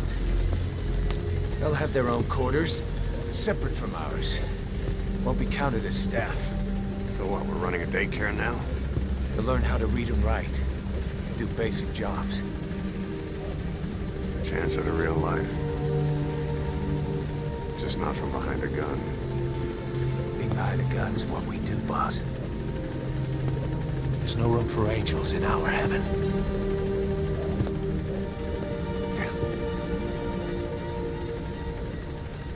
Afterwards, we get a new mission. This time from the very children we rescued. Apparently, they know the location of another facility where Cypher is holding more kids, and just like that, we waste no time. Snake jumps straight into action. Got a new mission for you, boss. The client is one of the kids you rescued from that mine. According to the kids, people often disappear from the mine to a place called Nzoyabadiabulok, the Devil's House. Welcome home, On top of boss. that, Saner's involved with the place. Check your iDroid for the mission details. This how you cut a Zan cake. All the way down, boss. Shut your bitch ass up, Taz. Boss, cut it all the way down. Shut your... The closer we get to the objective, the heavier the air becomes. A thick fog starts to roll in, swallowing the land in silent haze. We take out a few patrols near the perimeter, but the closer we get, the more unsettling the atmosphere gets. The silence here, it's unnatural. When we arrive, we find ourselves standing in a front of decaying, abandoned factory. No Cypher soldiers, no guards, nothing. Just Snake and the ghost of something unspeakable. We push forward, step by cautious step, into the unknown. Inside the main building, the feeling intensifies. This place is all wrong.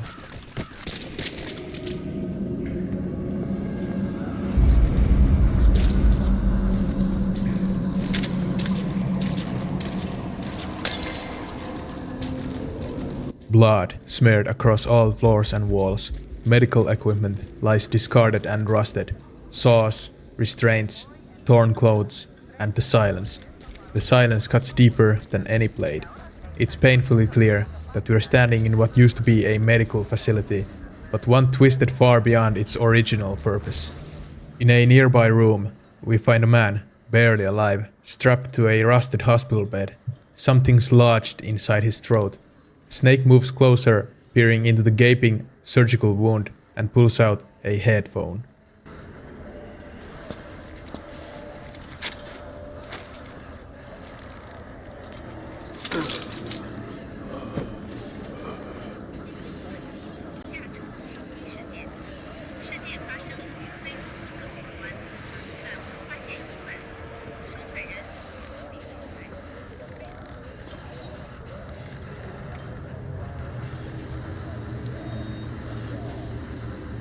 The headphone keeps repeating audio in a language we don't understand, but the look on the man's face, the trembling in his body, he's suffering, and when we uncover his chest, the truth slaps us cold. Lumps. The same lumps we saw on the bodies floating in the river back at the oil facility. We push deeper into the Devil's House and discover dozens of corpses, each one with similar signs of experimentation, sliced throats, headphones embedded, strange infections. This isn't just a medical facility. This was a lab where Cypher did things that even warlords could call unethical. Eventually, though, we find the boy, the one the rescued children were so desperate to save. He's alive, but barely.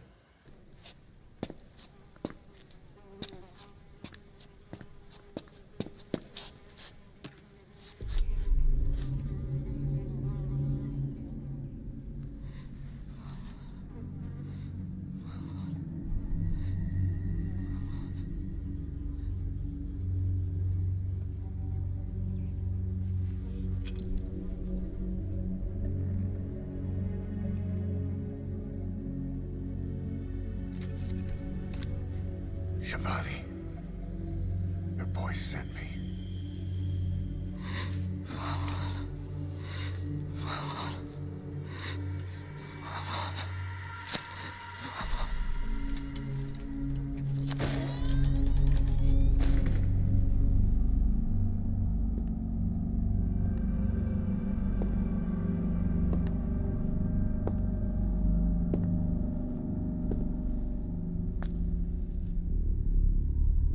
And then he appears. Skullface. Enje mosignet och banetod. Nu går i bek, Hebon.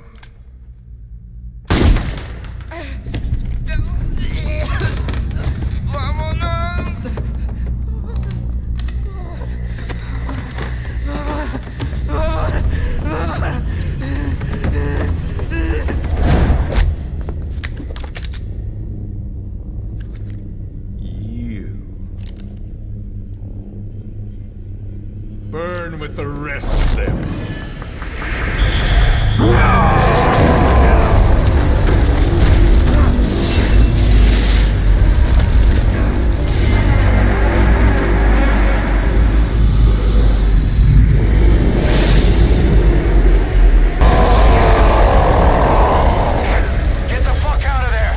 Chaos erupts as we are thrown into combat against the man on fire. Whether he's under Skullface's control or some kind of weaponized force of nature, one thing is certain: he wants us dead. The building bursts into flames, licking every corner as we fight to survive. We make a break for it and lead the flaming juggernaut outside. Bullets won't work on him. Have a riot zone to stop the power of a shotgun just to slow him down. He absorbed him. Damn, he's about to counterattack. Take cover, boss. After a brief struggle, we lure him into a deep reservoir, dousing his fire temporarily. We call in a chopper and exfiltrate, our heads spinning from what we just witnessed. We barely escaped with our lives, and in the aftermath, the radio lights up. Everyone wants to talk. So he was in Africa after all. Working behind the scenes, even that man on fire at his beck and call. But what the hell was going on at the Devil's House? Earphones embedded in people's throats, tapes playing voices. And those lumps on their chests. They looked like the ones on the bodies of the oil field. The man on fire burned everything to the ground. But we were recording audio the whole time you were there. We'll conduct a thorough analysis of it. Debriefs, theories, scraps of intel, a rush of scattered information tied to the Devil's House and its horrors. Just like you reported, we've detected virtually every major language there is. French, German, Italian, Spanish, including South American accents. Then there's Russian, Hindi, Arabic, Portuguese, Mandarin, Cantonese, Japanese. They're nothing if not thorough. Well, I don't know if we've got them all covered. Ignoring the ones that have gone extinct, supposedly over 5,000 languages exist today. Besides, English isn't one of the ones we picked up. Really? English? I know. Only 5% of the world's population is a native English speaker. But when you factor in those who've acquired it as a second language, nearly 1/3 of the people speak it. The world's dominant lingua franca. You gotta figure they had it somewhere among all the languages in that place. No English. But soon, a new objective comes in. An operation to demobilize a unit of child soldiers, led by none other than the so-called commander of the rescued kids, White Mamba. Capture the White Mamba, the child soldier's commander, and bring him back to Mother Base. So, we head out. And just as Intel said, a full outpost is manned by children. Snake cannot kill any of them. This mission must be done without bloodshed. Using every stealth trick in the book, Snake sneaks past the patrols and finally reaches the White Mamba.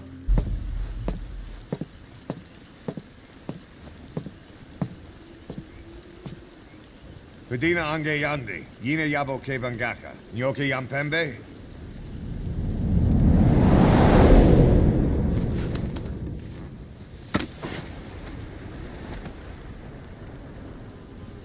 Kimamosa ke somomononde. Ya azini bibuti pusakan geve. What follows is less of a fight and more of a one-sided scuffle, as Snake easily subdues the kid without hurting him and choppers him out of the battlefield.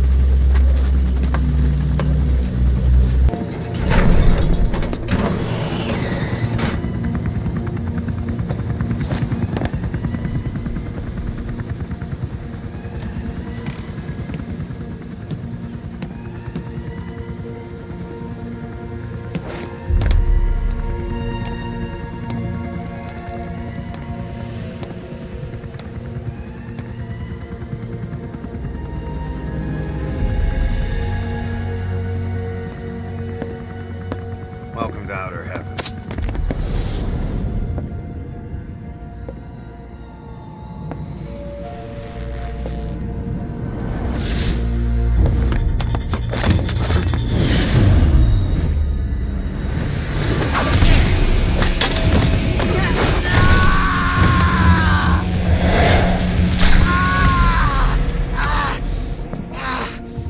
We bring him back at Mother Base. The White Mamba's real name, Eli, acts as expected. Rebellious, angry, and not very cooperative. But honestly, who can blame him? Being captured and dragged away by a private army wouldn't exactly leave a kid feeling warm and fuzzy.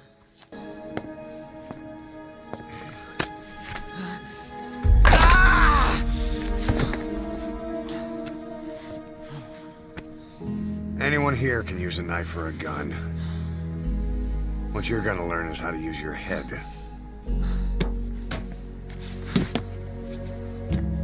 Let's move!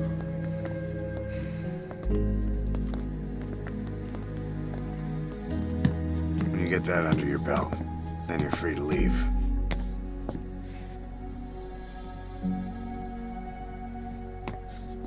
Time passes. More missions come in. More pieces of intel about the Devil's House and Cypher's plans. Boss, we have an emergency. Many of our staff are falling ill. At first it seemed like a common cold, but before we knew it, blisters started popping up on their chests and... Damn it. I'll fill you in at the ACC. Just get in the chopper. Then it begins.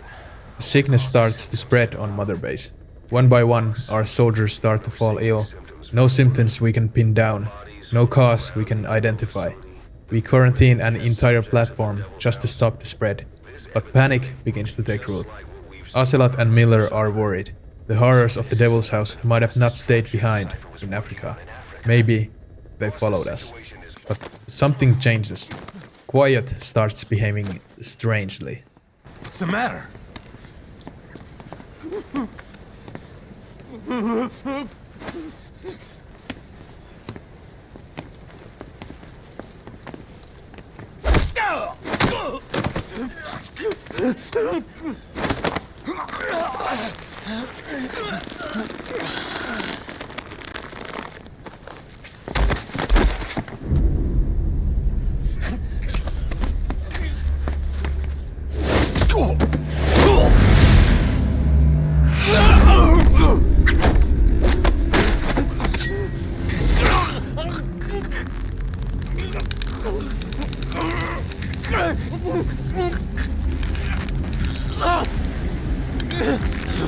Out of nowhere, she attacks one of the guards on Mother Base. No warning, no provocation. Ocelot and Boss manages to subdue her and she's sedated, but it leaves us all with a bad feeling. Hold her still!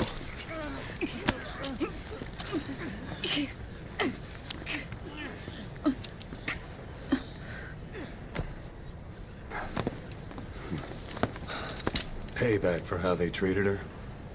Doesn't explain the others. She had every chance to kill them. Tighten security on her cell. This happens a second time. There won't be a third. Amid the chaos, Eli throws another tantrum. Snake goes to shut it down and does so again. It's becoming a routine at this point. Boss, we placed the 2 targets in quarantine. They don't show signs of anything, but we'll monitor them just the same. If they had access to the Devil's House, I doubt they were sent there by some health organization. Cypher used them, and would have eliminated them eventually. But we'll protect them here. They've agreed to that. After all, we helped them out of the country as promised. The mission's complete. But boss, they've been behind the curtains at Ngamba. They examine the patients there nearly every day. They told us the patients were being made to listen to voices on tape. But the male target added something interesting. He said he doesn't know what was on the tapes because there was no English version. Of all the voices that were shoved down those people's throats, English wasn't one of them. Between missions, Ocelot and Miller send Snake a recording, a tape of their suspicion. Miller is convinced Quiet is responsible for the infection. Ocelot argues otherwise. But without answers and with Quiet remaining silent, we don't know what to believe in. And finally, a breakthrough. One of our captured old crew reaches out. He claims to have critical information about the disease. Everything else is dropped. Snake suits up for the rescue op. The mission itself plays out like any other, but what we get in return is worth its weight in gold. The intel team member you extracted was DOA. He kept insisting we listen, right up until his last breath, about the pathogen, and the old man who knows how to treat it. Code Talker. He even told us where he is. Boss, let's make sure his death was the last. It's high time we met this Code Talker. From him, we get a name. Code Talker. The man who might just hold all the answers. He's out there, and finding him just became our top priority. Boss, make contact with the old man known as Code Talker. According to the intel team member you extracted, he knows what the epidemic is and how to treat it. You'll find him in a mansion deep in the valley beyond the forest. He's a high-value target who's probably involved with Cypher's research. This information came at a heavy price. And you convince security on site is gonna be tight. Watch yourself out there, alright? Make contact with the target, Code Talker. And if the treatment requires it, extract him to Mother Base. Moving towards the whereabouts of the Code Talker in the jungle, we are interrupted by Cypher's Special Force units. The Skulls, again. But this time, Kojima wanted to make sure that we in fact know him to be a certified gooner.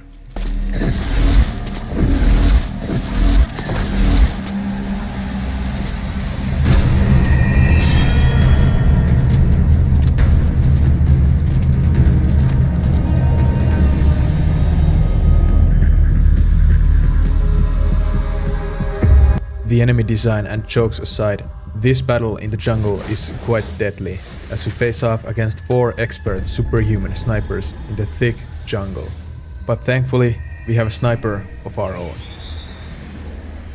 Quiet really pulls her weight in this slow shootout, as she is practically the OG against these new types. Slow and steady, we take each one out, and finally we have cleared up the whole special unit. Now we can move towards the Code Talker.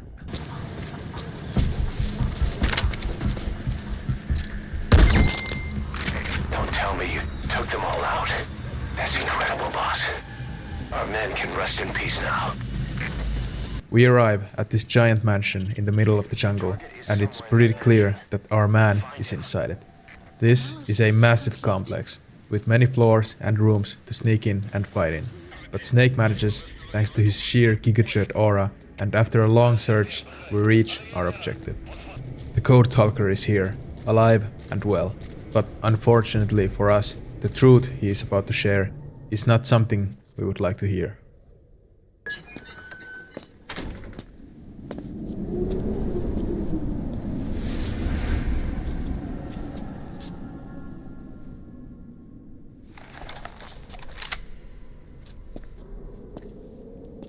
I've been waiting, Tilly. What should I say?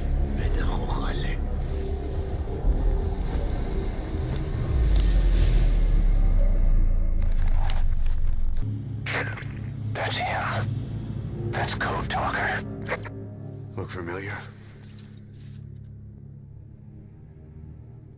It's infecting my men. How do we Silence. Or death. What do you... It could be in here. Stay quiet. Your life depends on it. Sit. The parasite has infected your band. Those are its larvae. They enter the throat and attach themselves to the vocal cords. They mimic the host's membranes flawlessly. No one can tell the difference. Upon reaching maturity, they mate. Sustained exposure to a particular sound triggers copulation. The resulting larva then feast on the host lungs, killing it. The particular sound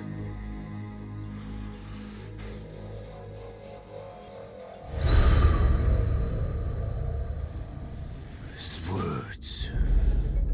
They attack only those who speak a certain language, not just one.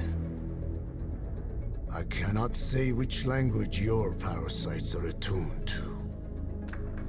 But silence is the best way to keep them from laying their children. This contains an herb that they dislike.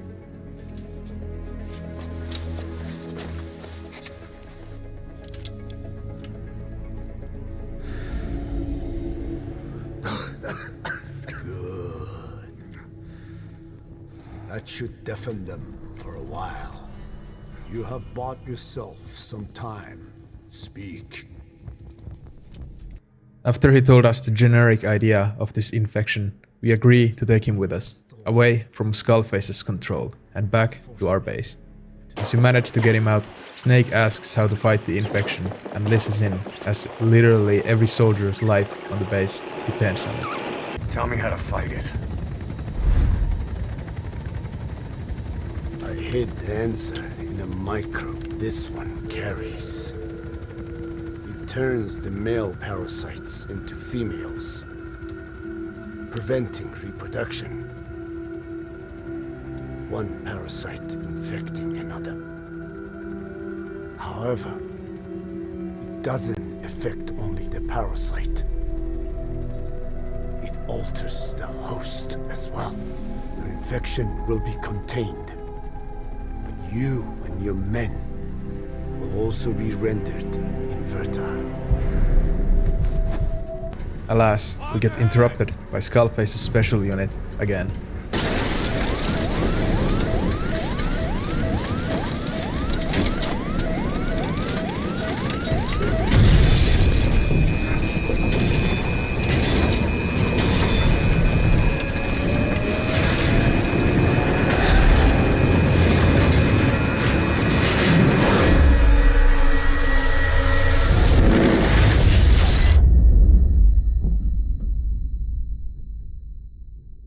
Miraculously surviving the helicopter crash, we are thrown to fight the Skull units.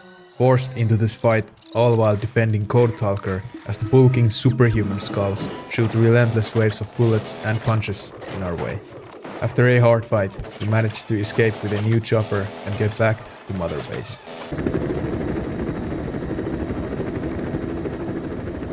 We need to stop the epidemic at Mother Base.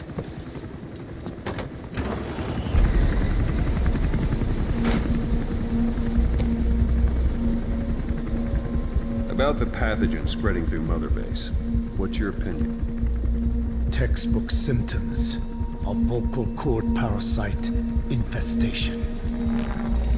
And judging from this casualty list, it is the Kikongo strain, meaning a breed of parasite that triggers symptoms upon detecting pronunciation specific to Kikongo.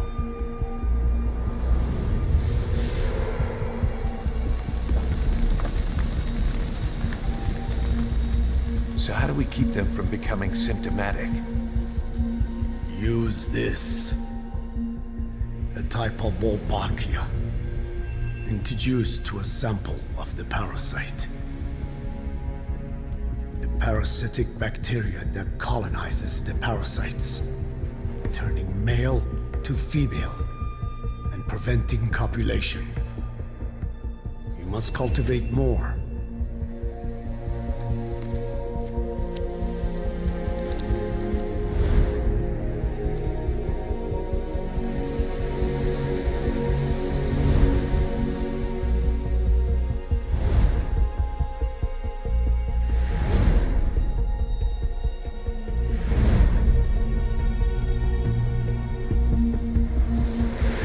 After a long and hard fight against the virus, with the Code Talker's help, we succeed in cleansing it away from Mother Base.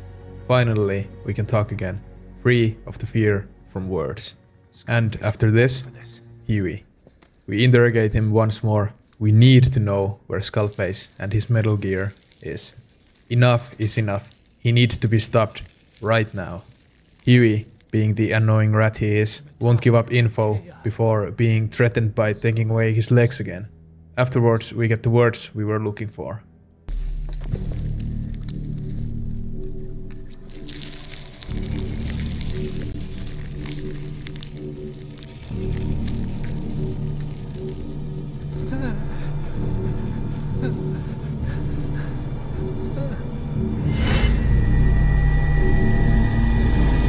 Okay, B-Zero. Sahalanthropus is beyond the Soviet base camp, in a lab built by the Soviet philosophers. That's what you're looking for. But I have no idea how he's controlling it. It wasn't designed to accommodate a human pilot. This is it. The fight against Skullface is finally here. Now, Diamond Dogs are strong enough to face him face to face. We got word from Afghanistan. Everyone at the Soviet base camp's dead. No sign of fighting. Parasites. Skullface's men then headed north. The target is OKB-0. That's where he'll activate Sahalanthropus. Unless we stop him, he'll go down in history a conquering victor. We can't let that happen. Wipe him out. Don't leave any trace of his existence. I'm gonna need backup on this one.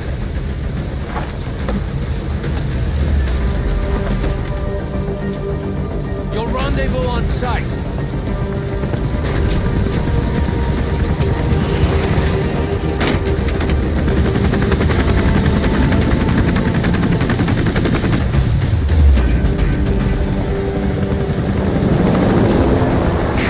The research facility Emmerick was talking about is north of the Soviet base. That's where Skullface is keeping Sahalanthropus before setting it loose in Afghanistan. There's a good chance he's got nukes, too. Boss, we need to figure out what Skullface is up to. If you make contact with him, get him to talk. The ethnic cleansing parasites, Sahalanthropus. Find out what his plans are. This fortress, that Skullface is using as his last stand is easily the best guarded area in the entire game. Walker gears everywhere, snipers hiding out of sight, guards with state-of-the-art tech and weapons, night vision goggles, you name it. Sneaking through this fortress is a giant process of slowly taking in patrol routes, disguising in front of enemies, choosing the correct route, and all while being on the move, as if you stop, you are most likely spotted instantly. The long stretch of sneaking finally pays off, as Snake somehow manages to get close to him, to Skullface, but seems that he anticipated Snake's arrival somehow.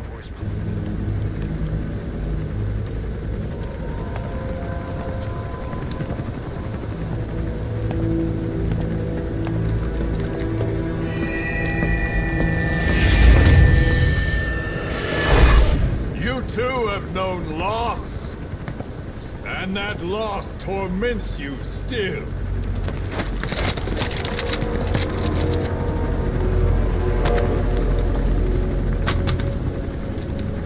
You hope hatred might someday replace the pain, but it never goes away.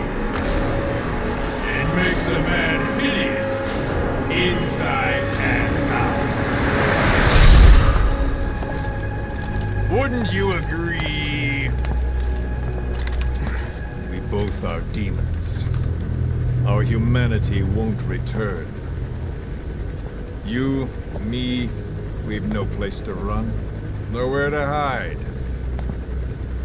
And that is why I'll show you my demon. Follow me, big boss! Not seeing any other choice than to actually follow and listen to him, Snake does so, but in caution. And this scene is one of the longest and also one of the best written dialogues in the entire game. Here is the part where we get to hear the other side of the story, his story, why he does this and what motivated him. Once more, the game reminds the player about how greatly the characters are written and acted out. I'll leave the entire segment here, but if you don't want to hear him yap, I put up a timestamp where to skip to. My will is different.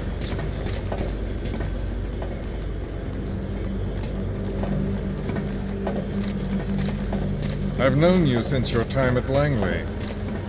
I've long been the other side of your coin.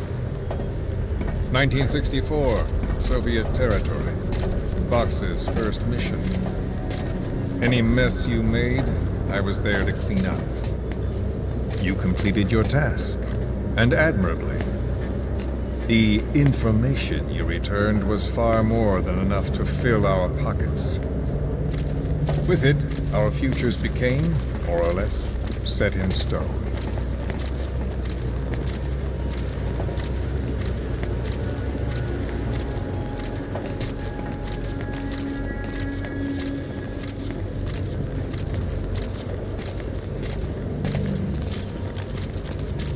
Then the Major came to me with an idea. Washington doesn't know how to spend money, he said. I'd like to redirect it. His goal was an organization dedicated solely, covertly, to supporting America. Cypher. You know the rest. To him, it was mourning the loss of his friend. Or rather, an act of revenge on the world, but America most of all.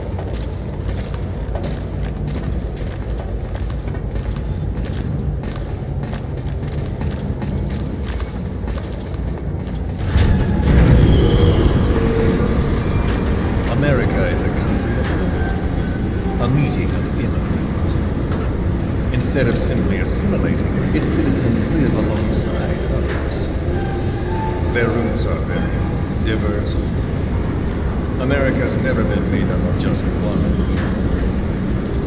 But he tried to forge a single consciousness for it and from it. The idea that every citizen would use free will to unite behind their country. Unilateralism like that can't be entrusted to any one individual. So the Major sought a system that used information, words, control the subconscious.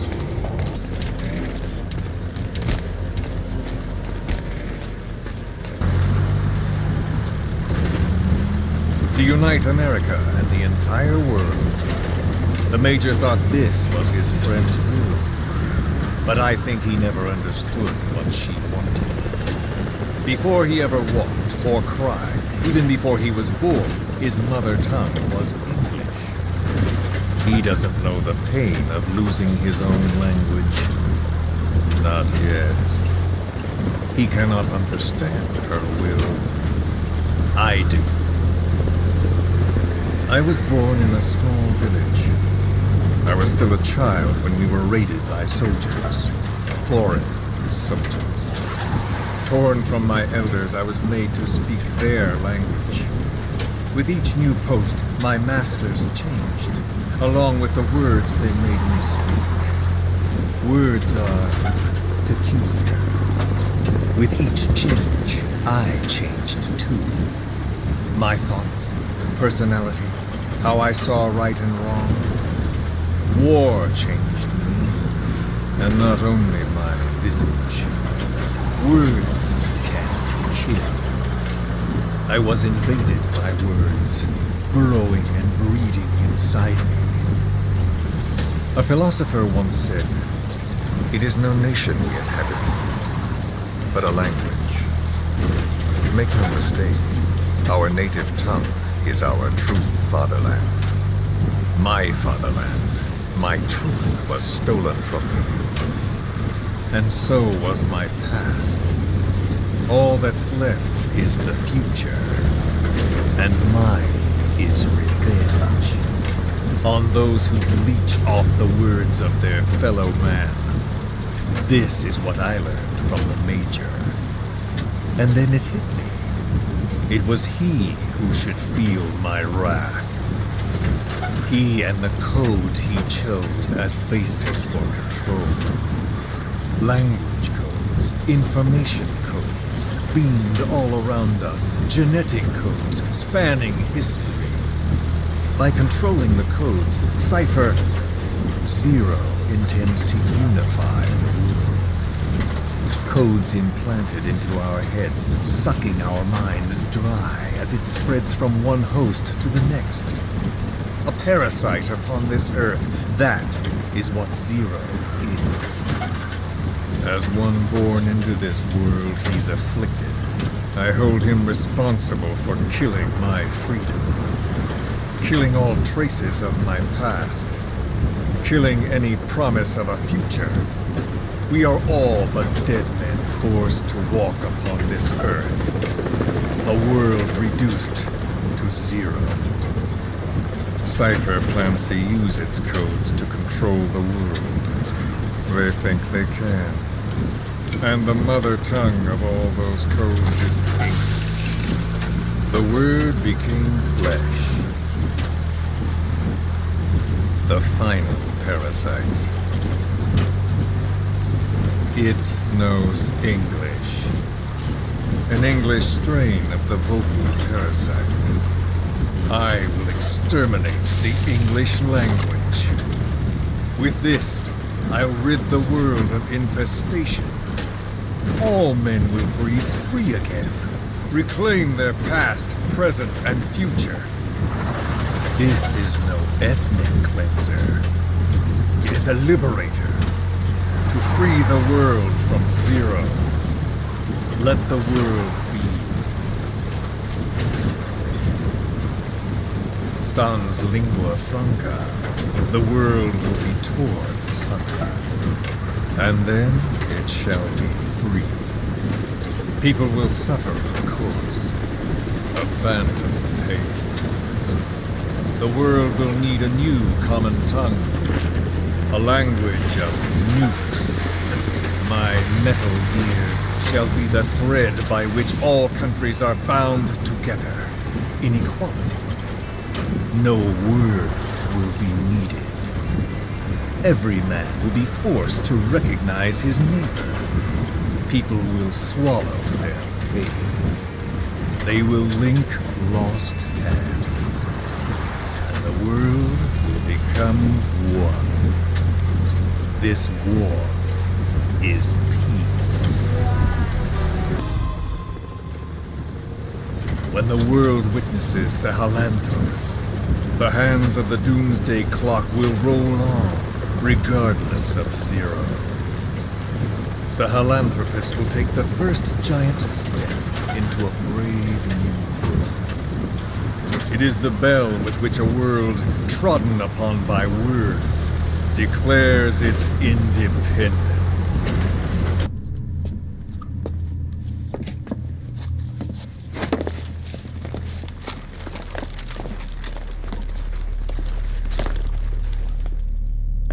Remember the Alamo.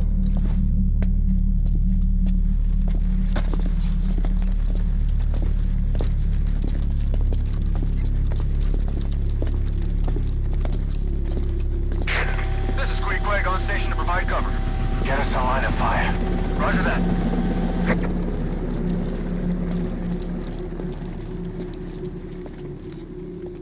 We're not the only demons in this world. Like you, vengeance is all he has. It's man's thirst for revenge that drives the times. Just as you live because of me, he lives because of you. Show him!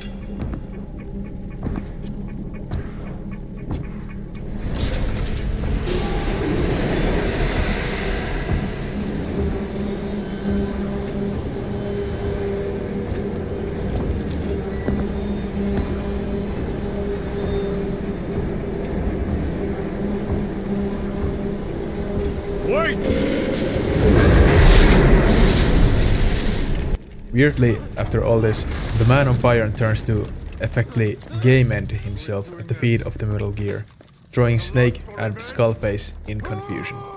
Sahalanthropus has gone mad. Skullface is no longer in control, but if he isn't controlling it, who is? A desperate fight begins, where Skullface has to fight against his own trump card, igniting a full war.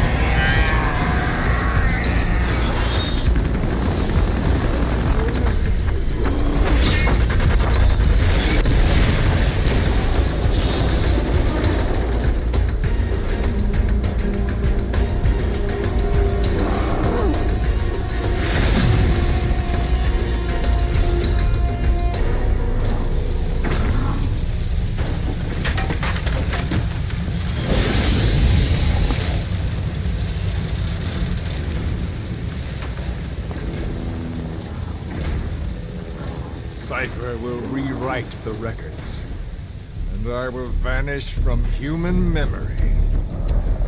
But the thirst for revenge that I have planted will infest the system. No one can stop it now.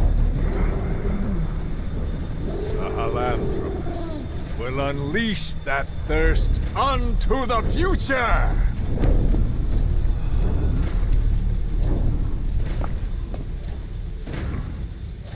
Major...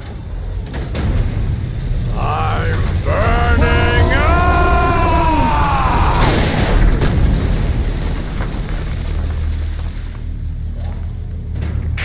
Boss, get out of there! If the world finds out about Sahalanthropus, Skullface will have won. His plans will become reality. He won't even need to use nukes. That thing's mere existence would be enough to enslave humanity to the fear of nuclear Armageddon. It would tear the world apart.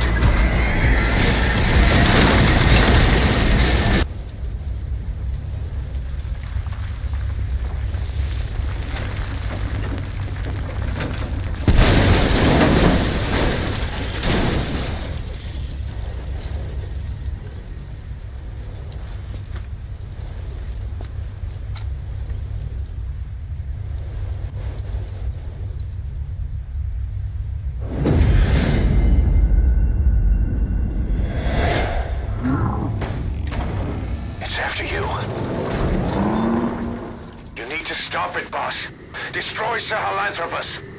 We are left no option. We have to destroy the Metal Gear. While being the big bad boss of mechs, this fight is actually pretty easy, as we just sink waves after waves of missiles into it via choppers and fire it relentlessly with our rocket launchers. Slowly but steadily, its health goes down, and finally, after a long fight of dodging and firing, it comes crashing down.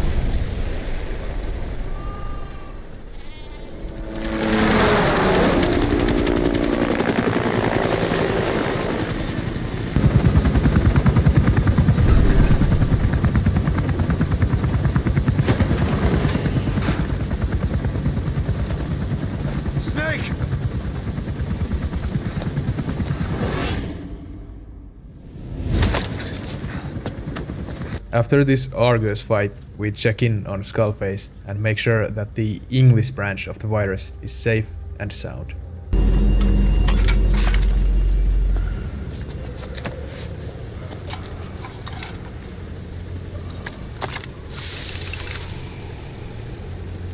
There were 3. Where's the other? Very close. However, one is missing, which is alarming, but for the time being, a catastrophe has been averted. The journey has led us to this moment, to finally take action against the man behind our suffering for all these years. Snake and Miller look upon this pathetic man laying on the ground as they enact their vengeance upon him, a payback from all that they felt.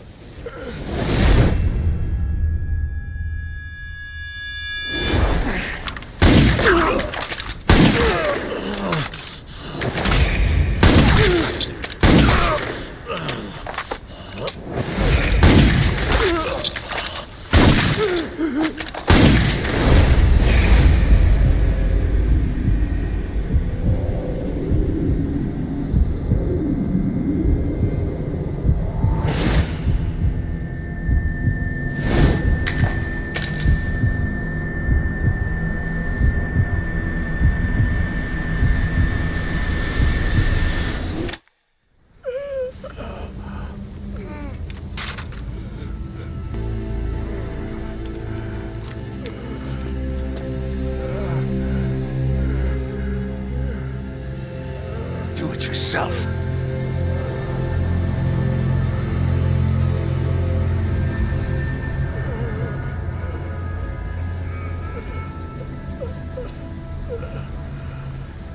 Mission complete, boss.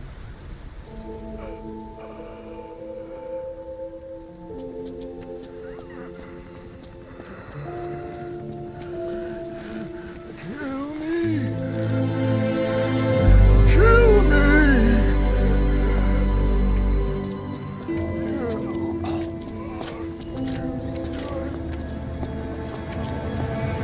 Unsurprisingly, Huey goes and ruins the moment again, thinking he did something, but for now, neither Snake nor Miller has the strength to care, so we move on. I did it! Revenge!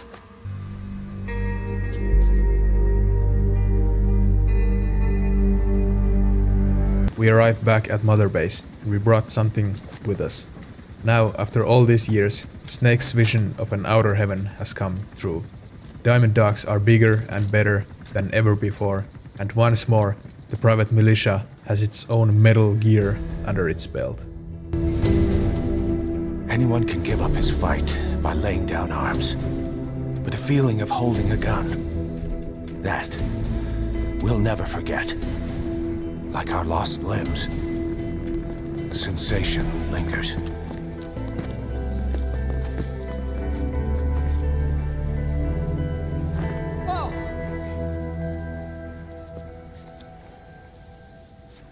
Here she comes! Here she comes!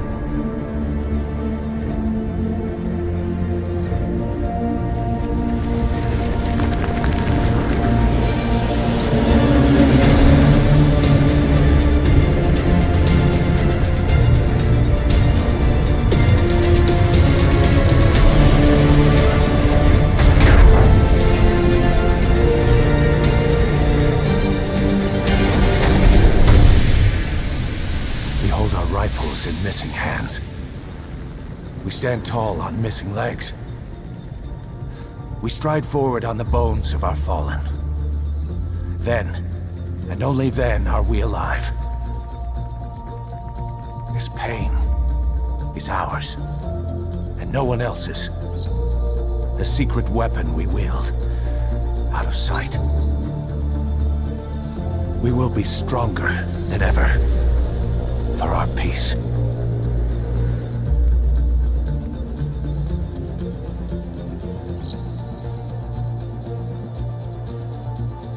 Sahalanthropus will unleash that thirst unto the future.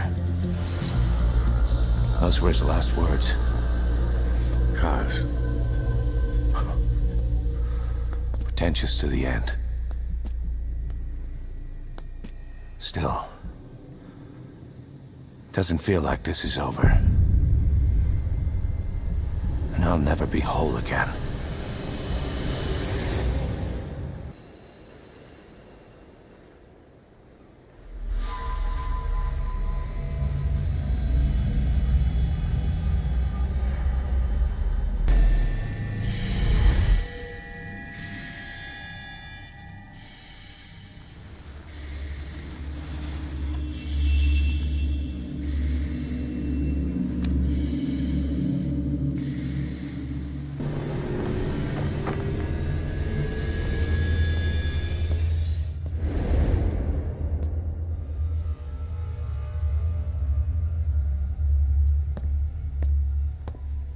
Now, some cleanup from previous operations. We head back to Afghanistan to recover the AI pod back at Huey's lab there and return it to us. And afterwards, we get info about the body of the man on fire being held at a Russian soldier outpost. So we go and ask nicely if we could have it.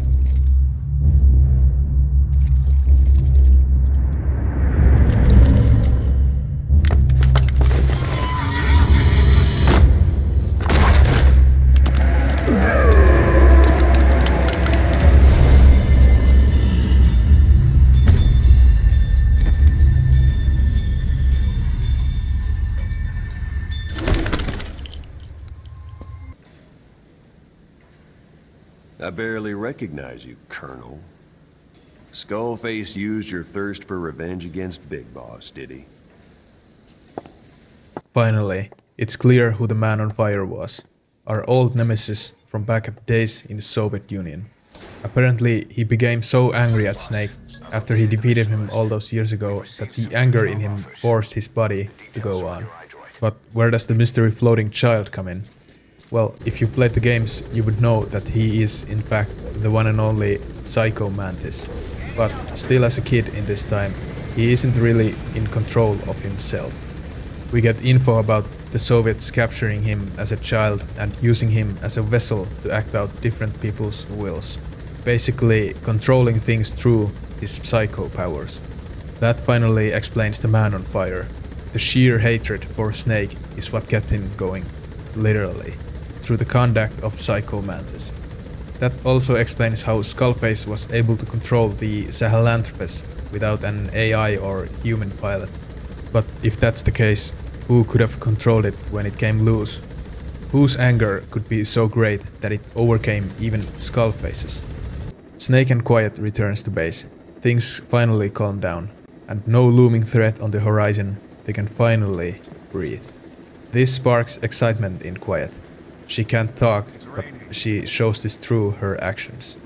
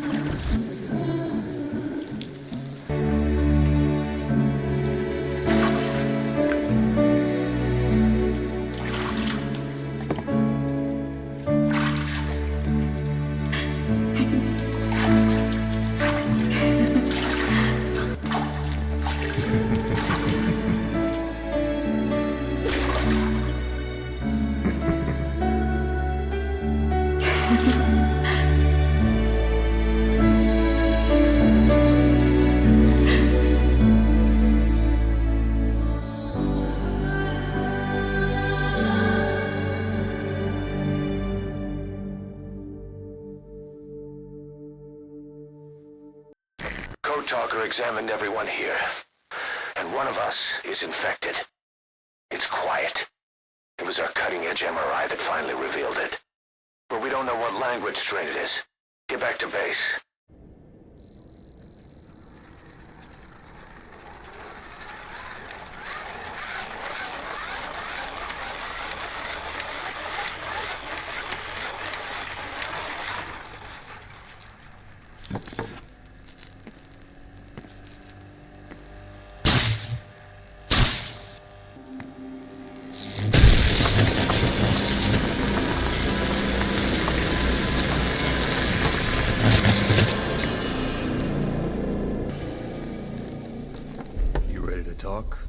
At the end of the day, Ocelot was right.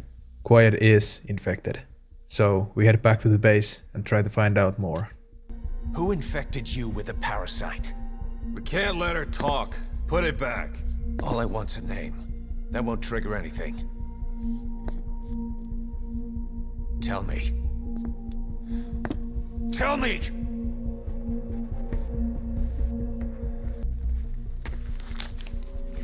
This was found adhered to your lungs, intact. A petal. White Star of Bethlehem. The hospital. Skullface sent you to Cyprus to kill Snake. You were burned inside and out. That should have been the end of it. But, all things considered, you look pretty damn healthy to me. We have Skullface to thank for that, right? Why are you here? Did Skullface send you? Or did you have your own score to settle with the boss? If she wanted to kill the boss, he'd already be dead. Same goes for us. She's had plenty of chances. It doesn't matter why she's here. She works for you now. She's in love with the legend.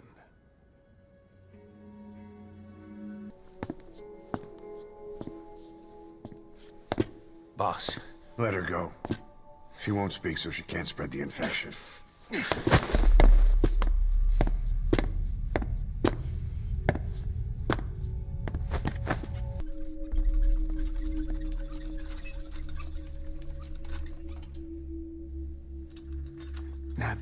Tisch?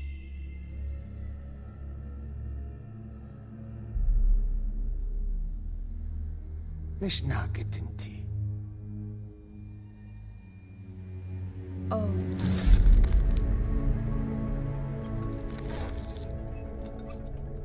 إيديكي بلاك آنات إيه.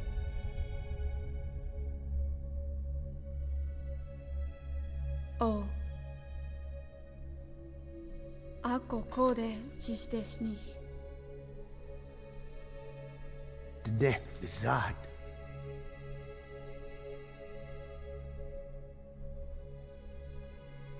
Belagana gesnita. Katobe yasteta. Asetota. Dotonista.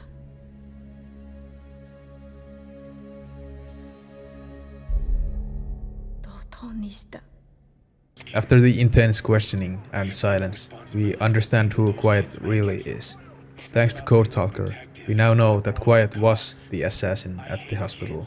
She has been infected with the English strain of the virus, but regardless of this, she chose not to help Skullface anymore. To rather spend her entire life in silence rather than unleashing a disease devastating the entire world.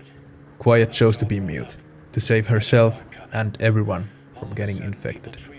All while this happened, Eli has been at it again, but this time he managed to send some kids out into the war zones, sneaking them away with cargo with other Diamond Dog operations, and with this he gives us a warning. If we interfere, he will act out and war against us. But honestly, what can one kid do against an entire private militia? So we do what any sane man would, and go to each and every one of these sites and take the kids back. After bringing all of them back, it's time to make Eli know his place. He's brought up to questioning, but he is still smug about it. Virus. I told you, here. They're back. Yes, they're back. But don't get any bright ideas. Your quarters are under full surveillance. Your weapons privileges have been suspended. No more uprisings for you. You'll get your boys back. They'll even see the boss too. But first, I need to know what you sent them to do. They wanted to leave. To their homelands. They wanted to go home. That's all. So they were just homesick then? Not quite. Military warlords, PFs, the armies that murdered their families. Cousins, brothers, parents. They all had someone they wanted to kill.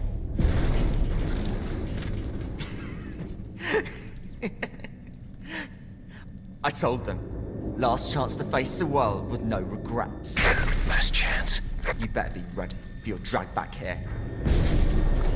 Ready to face the world as enemies.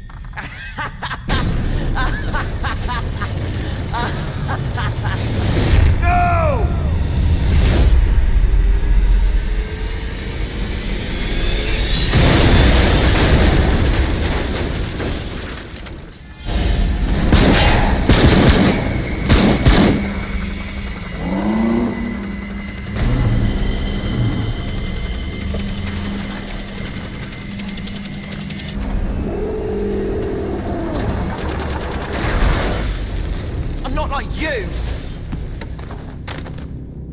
Goodbye, Father.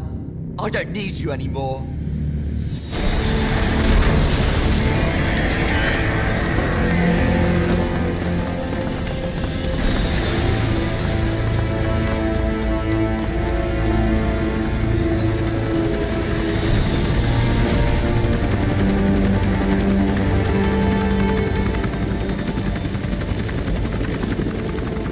One incredible act later, we know for certain that it was Eli's rage against Big Boss that overcame Skullface's. That's why Sahalanthropus attacked Cypher and Boss back then. Now, Eli and his army of children are loose, with an walking bipedal nuclear weapon. The horrible truth is becoming more clear to us now. The missing example of the English strain of the virus, Eli and his boys leaving the base, and now the virus is loose. Boss, we have an emergency. There's been another outbreak of the vocal cord parasites on the base. Several men are dead. It started in the laboratory on the quarantine platform where the radiation leak occurred. I'd only just deployed the security team. I've sent in a rescue team to help, but they haven't returned. Boss, I need you on this. Come back to Mother Base ASAP. This sends Snake to do the only thing he can. Go out there, personally, and find out how to stop this. We got a backup team ready to go. Just give the order and I'll go alone. Boss, what are you... There's no need for that. We can't afford to lose anyone else. We have no idea what's going on Exactly. Anyone still alive's at their breaking point. Last thing we need is another unit storming in. No telling how they'd react.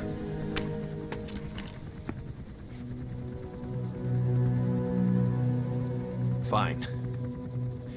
First off, check how much the infection has spread. Rescue comes next, after we know the situation. We've sealed all the exits to keep it from spreading. No one's getting out.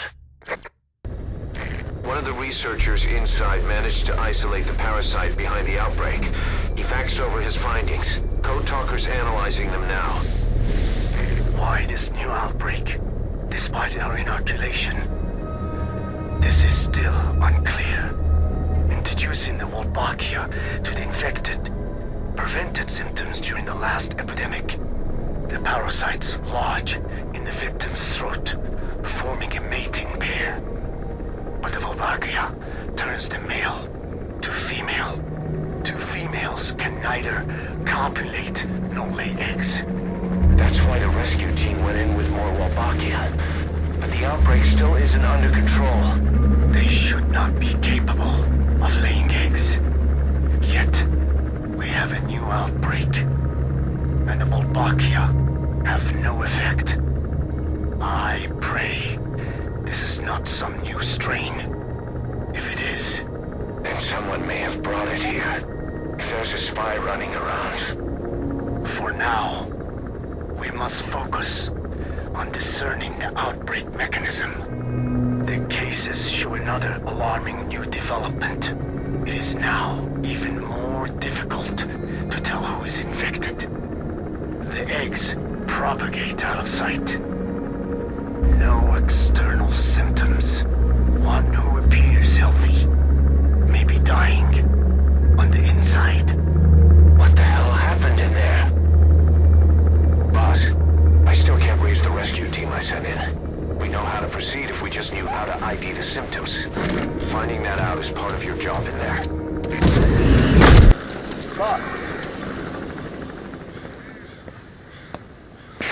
Hang on, Snake. We've just had a transmission from inside. Here's the audio. It all makes sense now. I win. Where's it coming from? Unknown. It cut off before we could get a fix. It all makes sense. Think he means the parasite? No way to know. But right now, that's all we've got. Hopefully he can tell us something. We'll have to close the tent behind you, boss. Don't think the infection's airborne, but...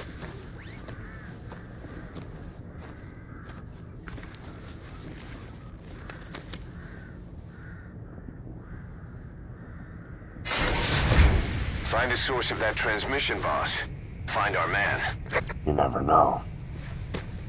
Slowly and steadily, Snake finds out what happened inside the facility. The hallways echo with silence and occasional scream. Blood smeared on the walls, and the whole place comes off as an eerie mess. Finally, we reach the man who sent us the info before. Boss! What the hell happened? At least you're okay. What's going on? I win. I'm no snail.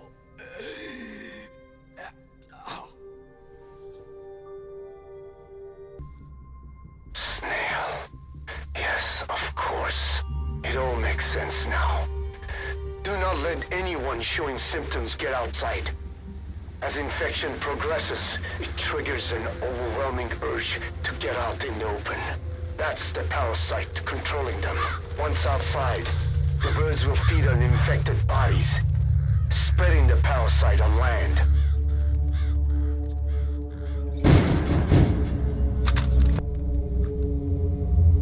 The whole world will be infested.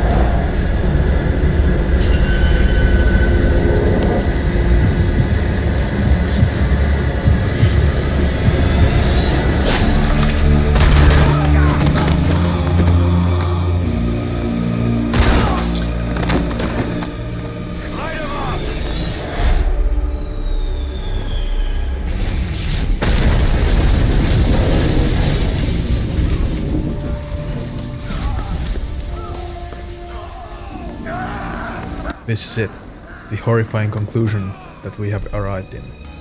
His men are infected, and the spread must be stopped. Big Boss is forced into his own nightmare. Snake has to kill his own men. Petals of white cover fields flowing in grieving tears.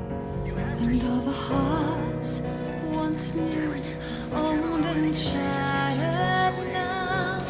Love can kill, love will die. Give me wings to fly.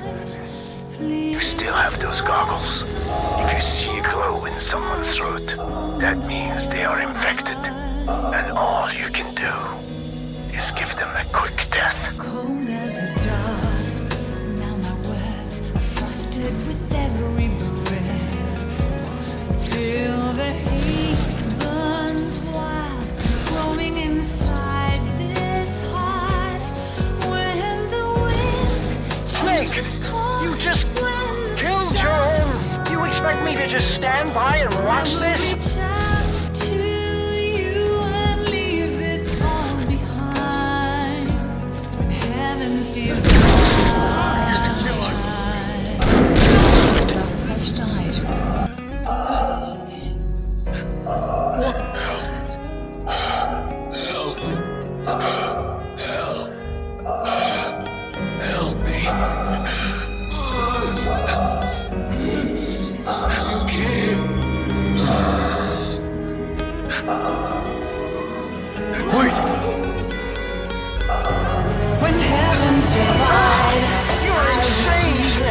He was one of your men! I can't take this anymore. How can we ever protect and fight without tiny souls? Let me shine like the sun through the doubts and fear. Do you feel the storm? You yourself said we were a family! Look at all draws near when heavens divide. Time will come to softly lay me down.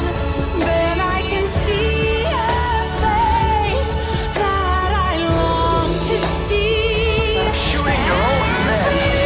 That's not the big boss I knew. Give anything, leaving a trace for love to find the way. When heavens divide.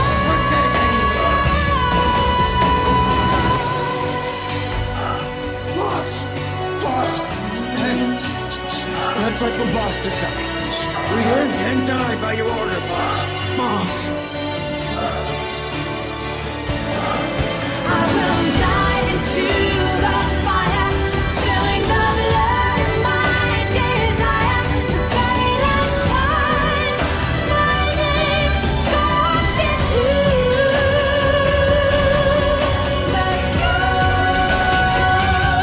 When heavens divide, I will see the choices within my hands. How can we ever protect and fight? I won't scatter your sorrow to the heartless sea. I will always be with you. Plant your roots in me.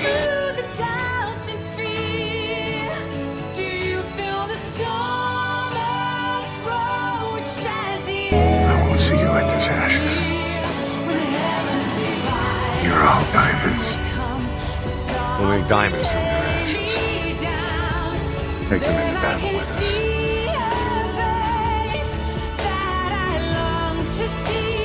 Shining light to our brothers in arms, even in death.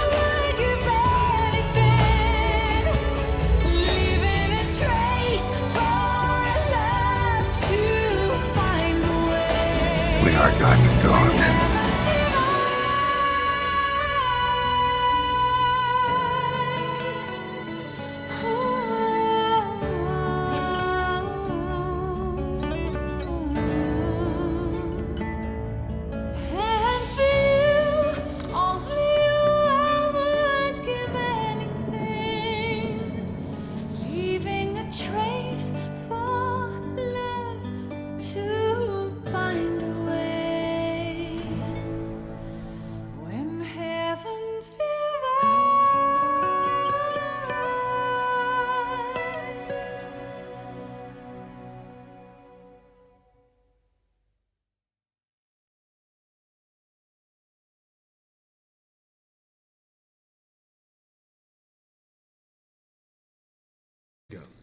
This man acted as accomplice to the attack on Mother Base. He then provided support to Skullface. Conspiring with Eli, he repaired Sahalanthropus in secret.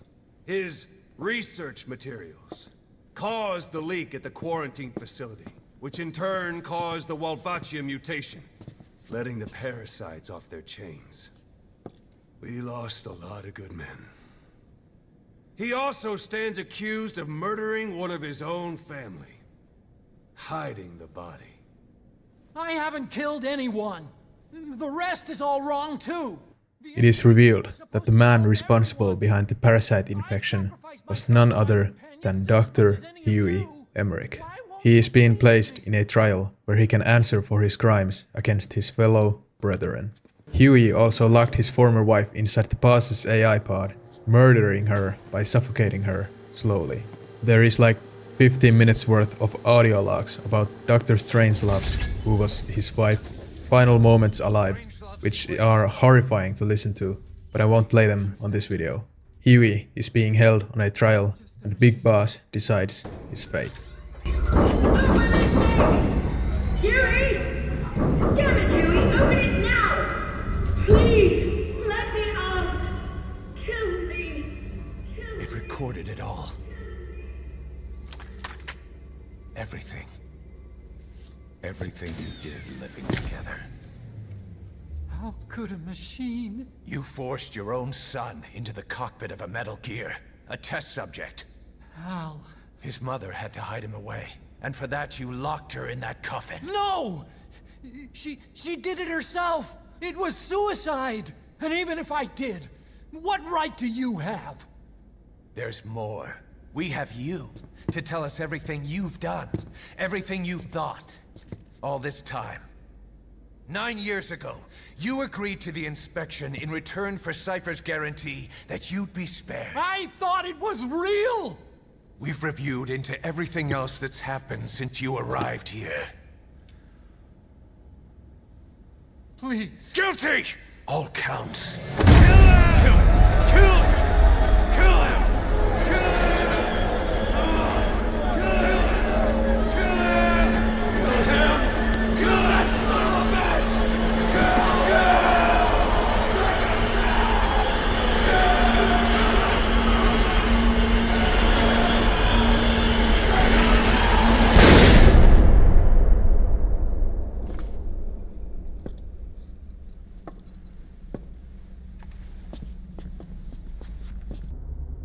Prepare a life raft. Big enough for one. Food and water, too. Boss, he's leaving. He's responsible for all of this! Think of all the men! He didn't lose a damn thing! This is the enemy! Here on his knees! Us? You are right, he is not one of us. But we are not responsible to judge an enemy. He leaves Mother Base, and that'll be the end of it. Snake ultimately lets Huey off by a rescue boat from Mother Base in the middle of the sea to let him suffer in knowing of his actions. I'm innocent!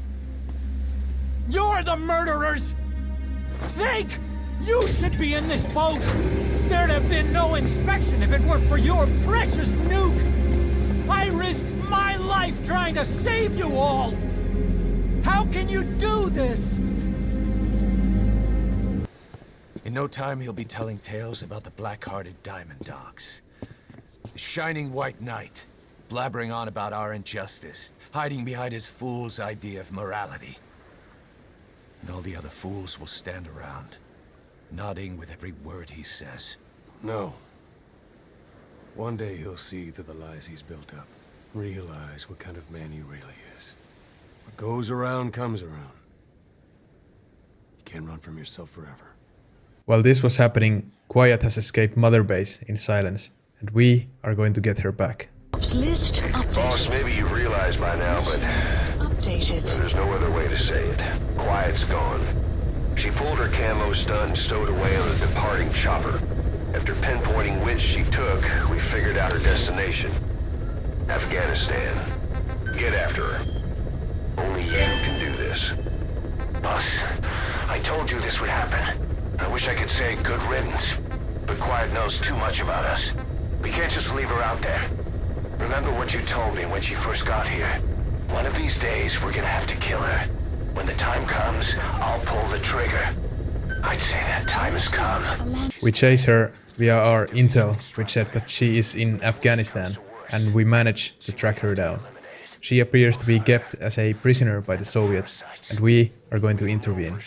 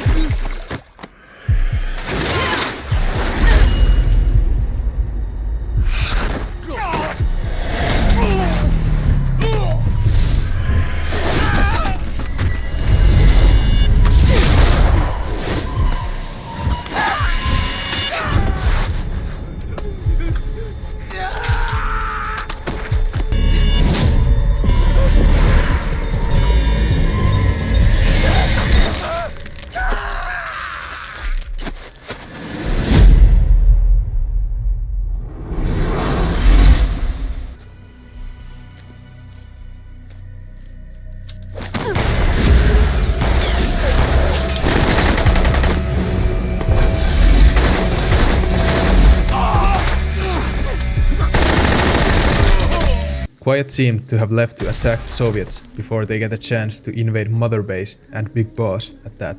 Seems like the Soviets really, and I mean really, wants her dead, as they send waves and waves of artillery, tanks, soldiers and snipers to attack our position. We hold them off for what seems to be hours until finally they let up.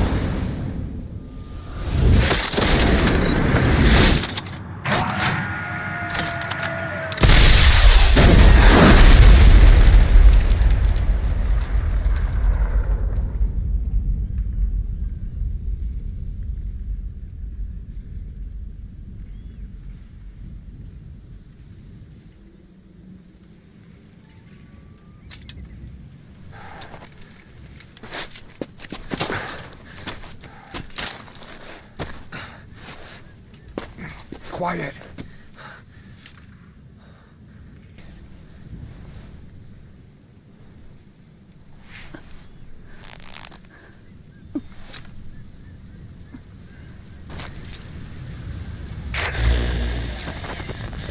You...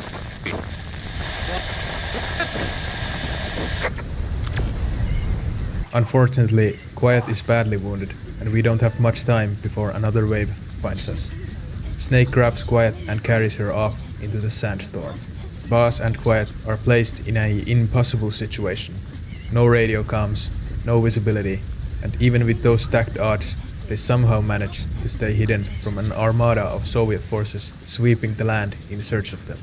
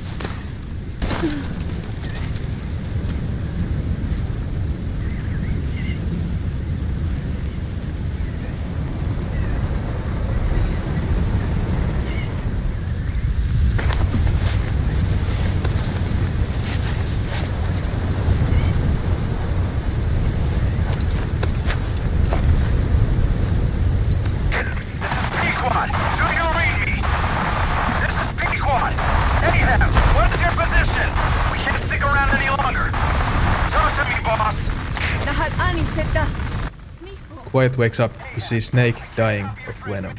The sweet irony of Big Boss dying to a bite of Snake is clearly a touch from Kojima. In this hopeless situation, where the helicopter pilot barely hears Quiet, she tries to speak him in a language he doesn't understand. The time is ticking, the boss is dying. This moment sparks one of the most memorable sequences in the entire game.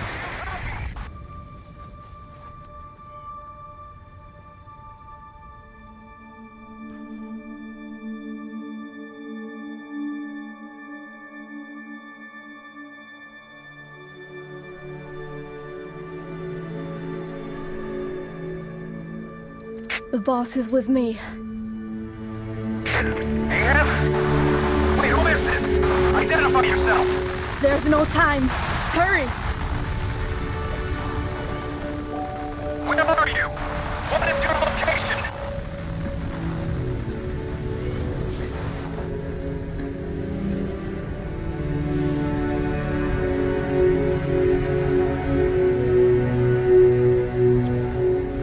No, you're moving away from us. Circle back to your 8 o'clock. Copy that. Guide me to your location. Proceed to your 10 o'clock. Understood. Come back towards your 1 o'clock. Copy. 1 o'clock. Shift slightly to your left. Now proceed straight.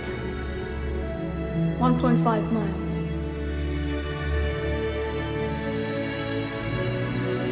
Slide right. A little more. Yes, there you go. 1 more mile. Strong winds approaching. Quick, adjust to your right.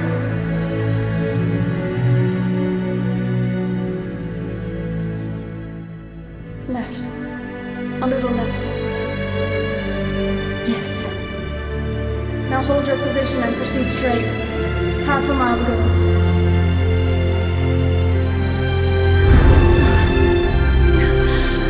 Pequod, I can see you. I have a visual. There you are, Ahab. Visual confirmed. Pequod, hurry! This way. I didn't know you could be so talkative, Quiet. The boss is here. Hurry, Pequod. Please.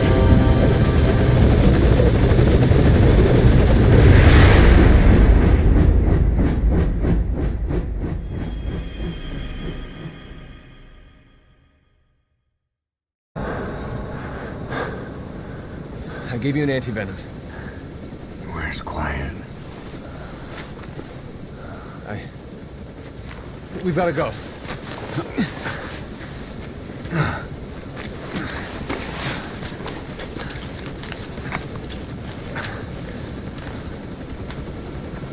Let's go, boys. After getting treated by his men, Snake wakes up and instantly goes after her, only to find a tape left for him.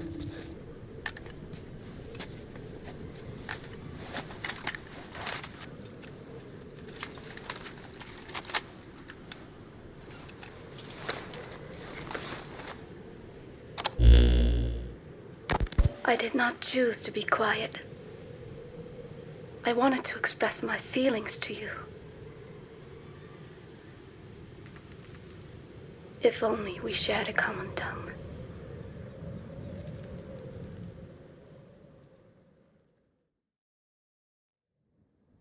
Vengeance was what drove me to them. The only language left to me revenge. But the words we shared...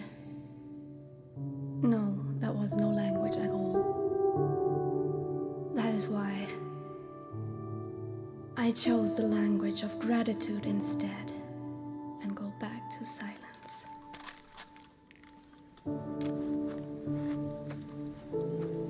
I am quiet. I am the absence of words.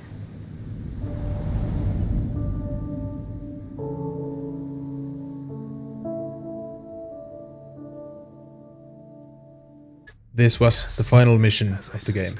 Well, the final one that Kojima was allowed to make, as we played through recycled content until one last chapter in Metal Gear Solid universe peeks its head.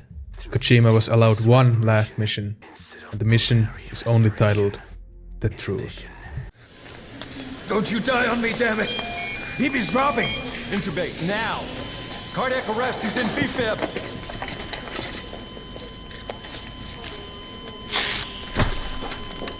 Clear!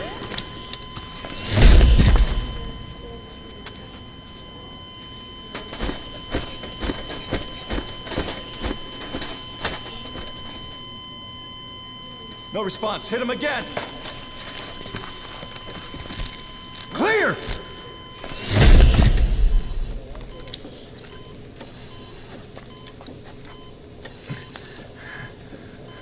How's he doing? Well, he stabilized, but it took too long. He's in a coma. What about him?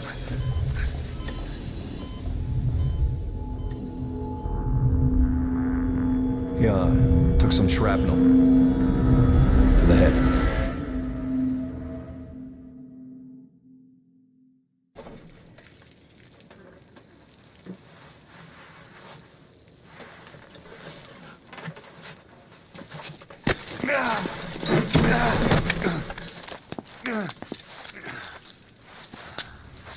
This way, boss. Hurry.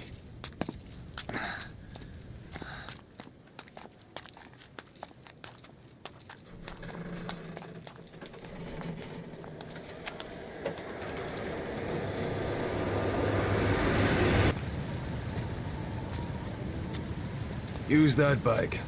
It's tuned up and ready to go.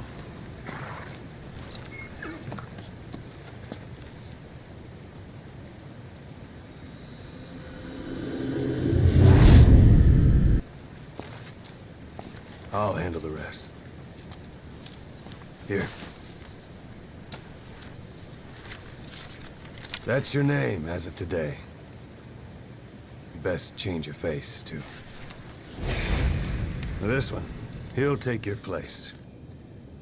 From here on, he's Snake.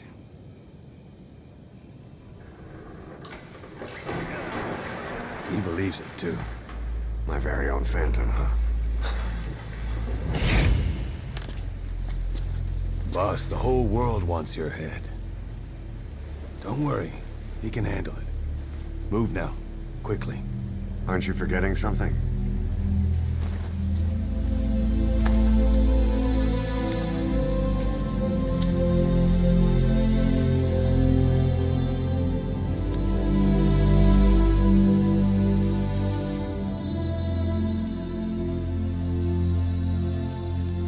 We'll meet again.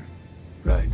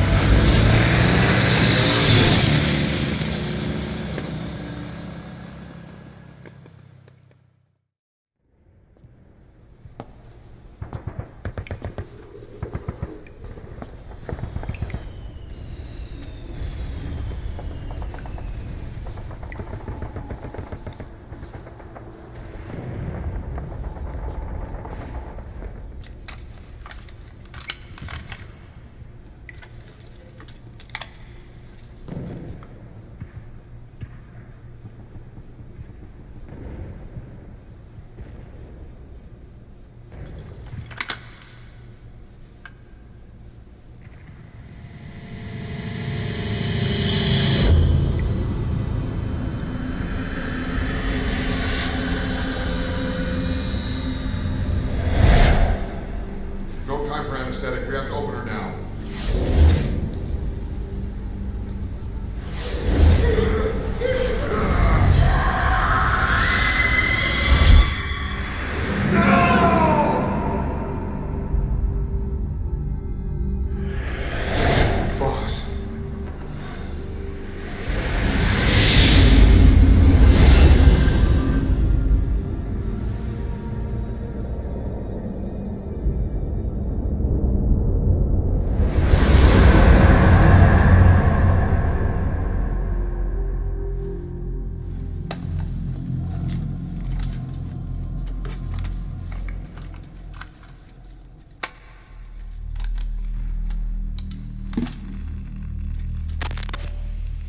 Now do you remember who you are?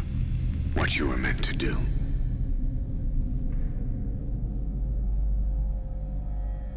I cheated death thanks to you.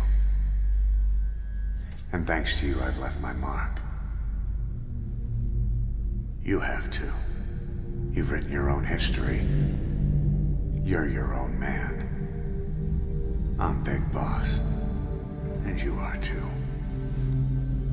No. He's the two of us together.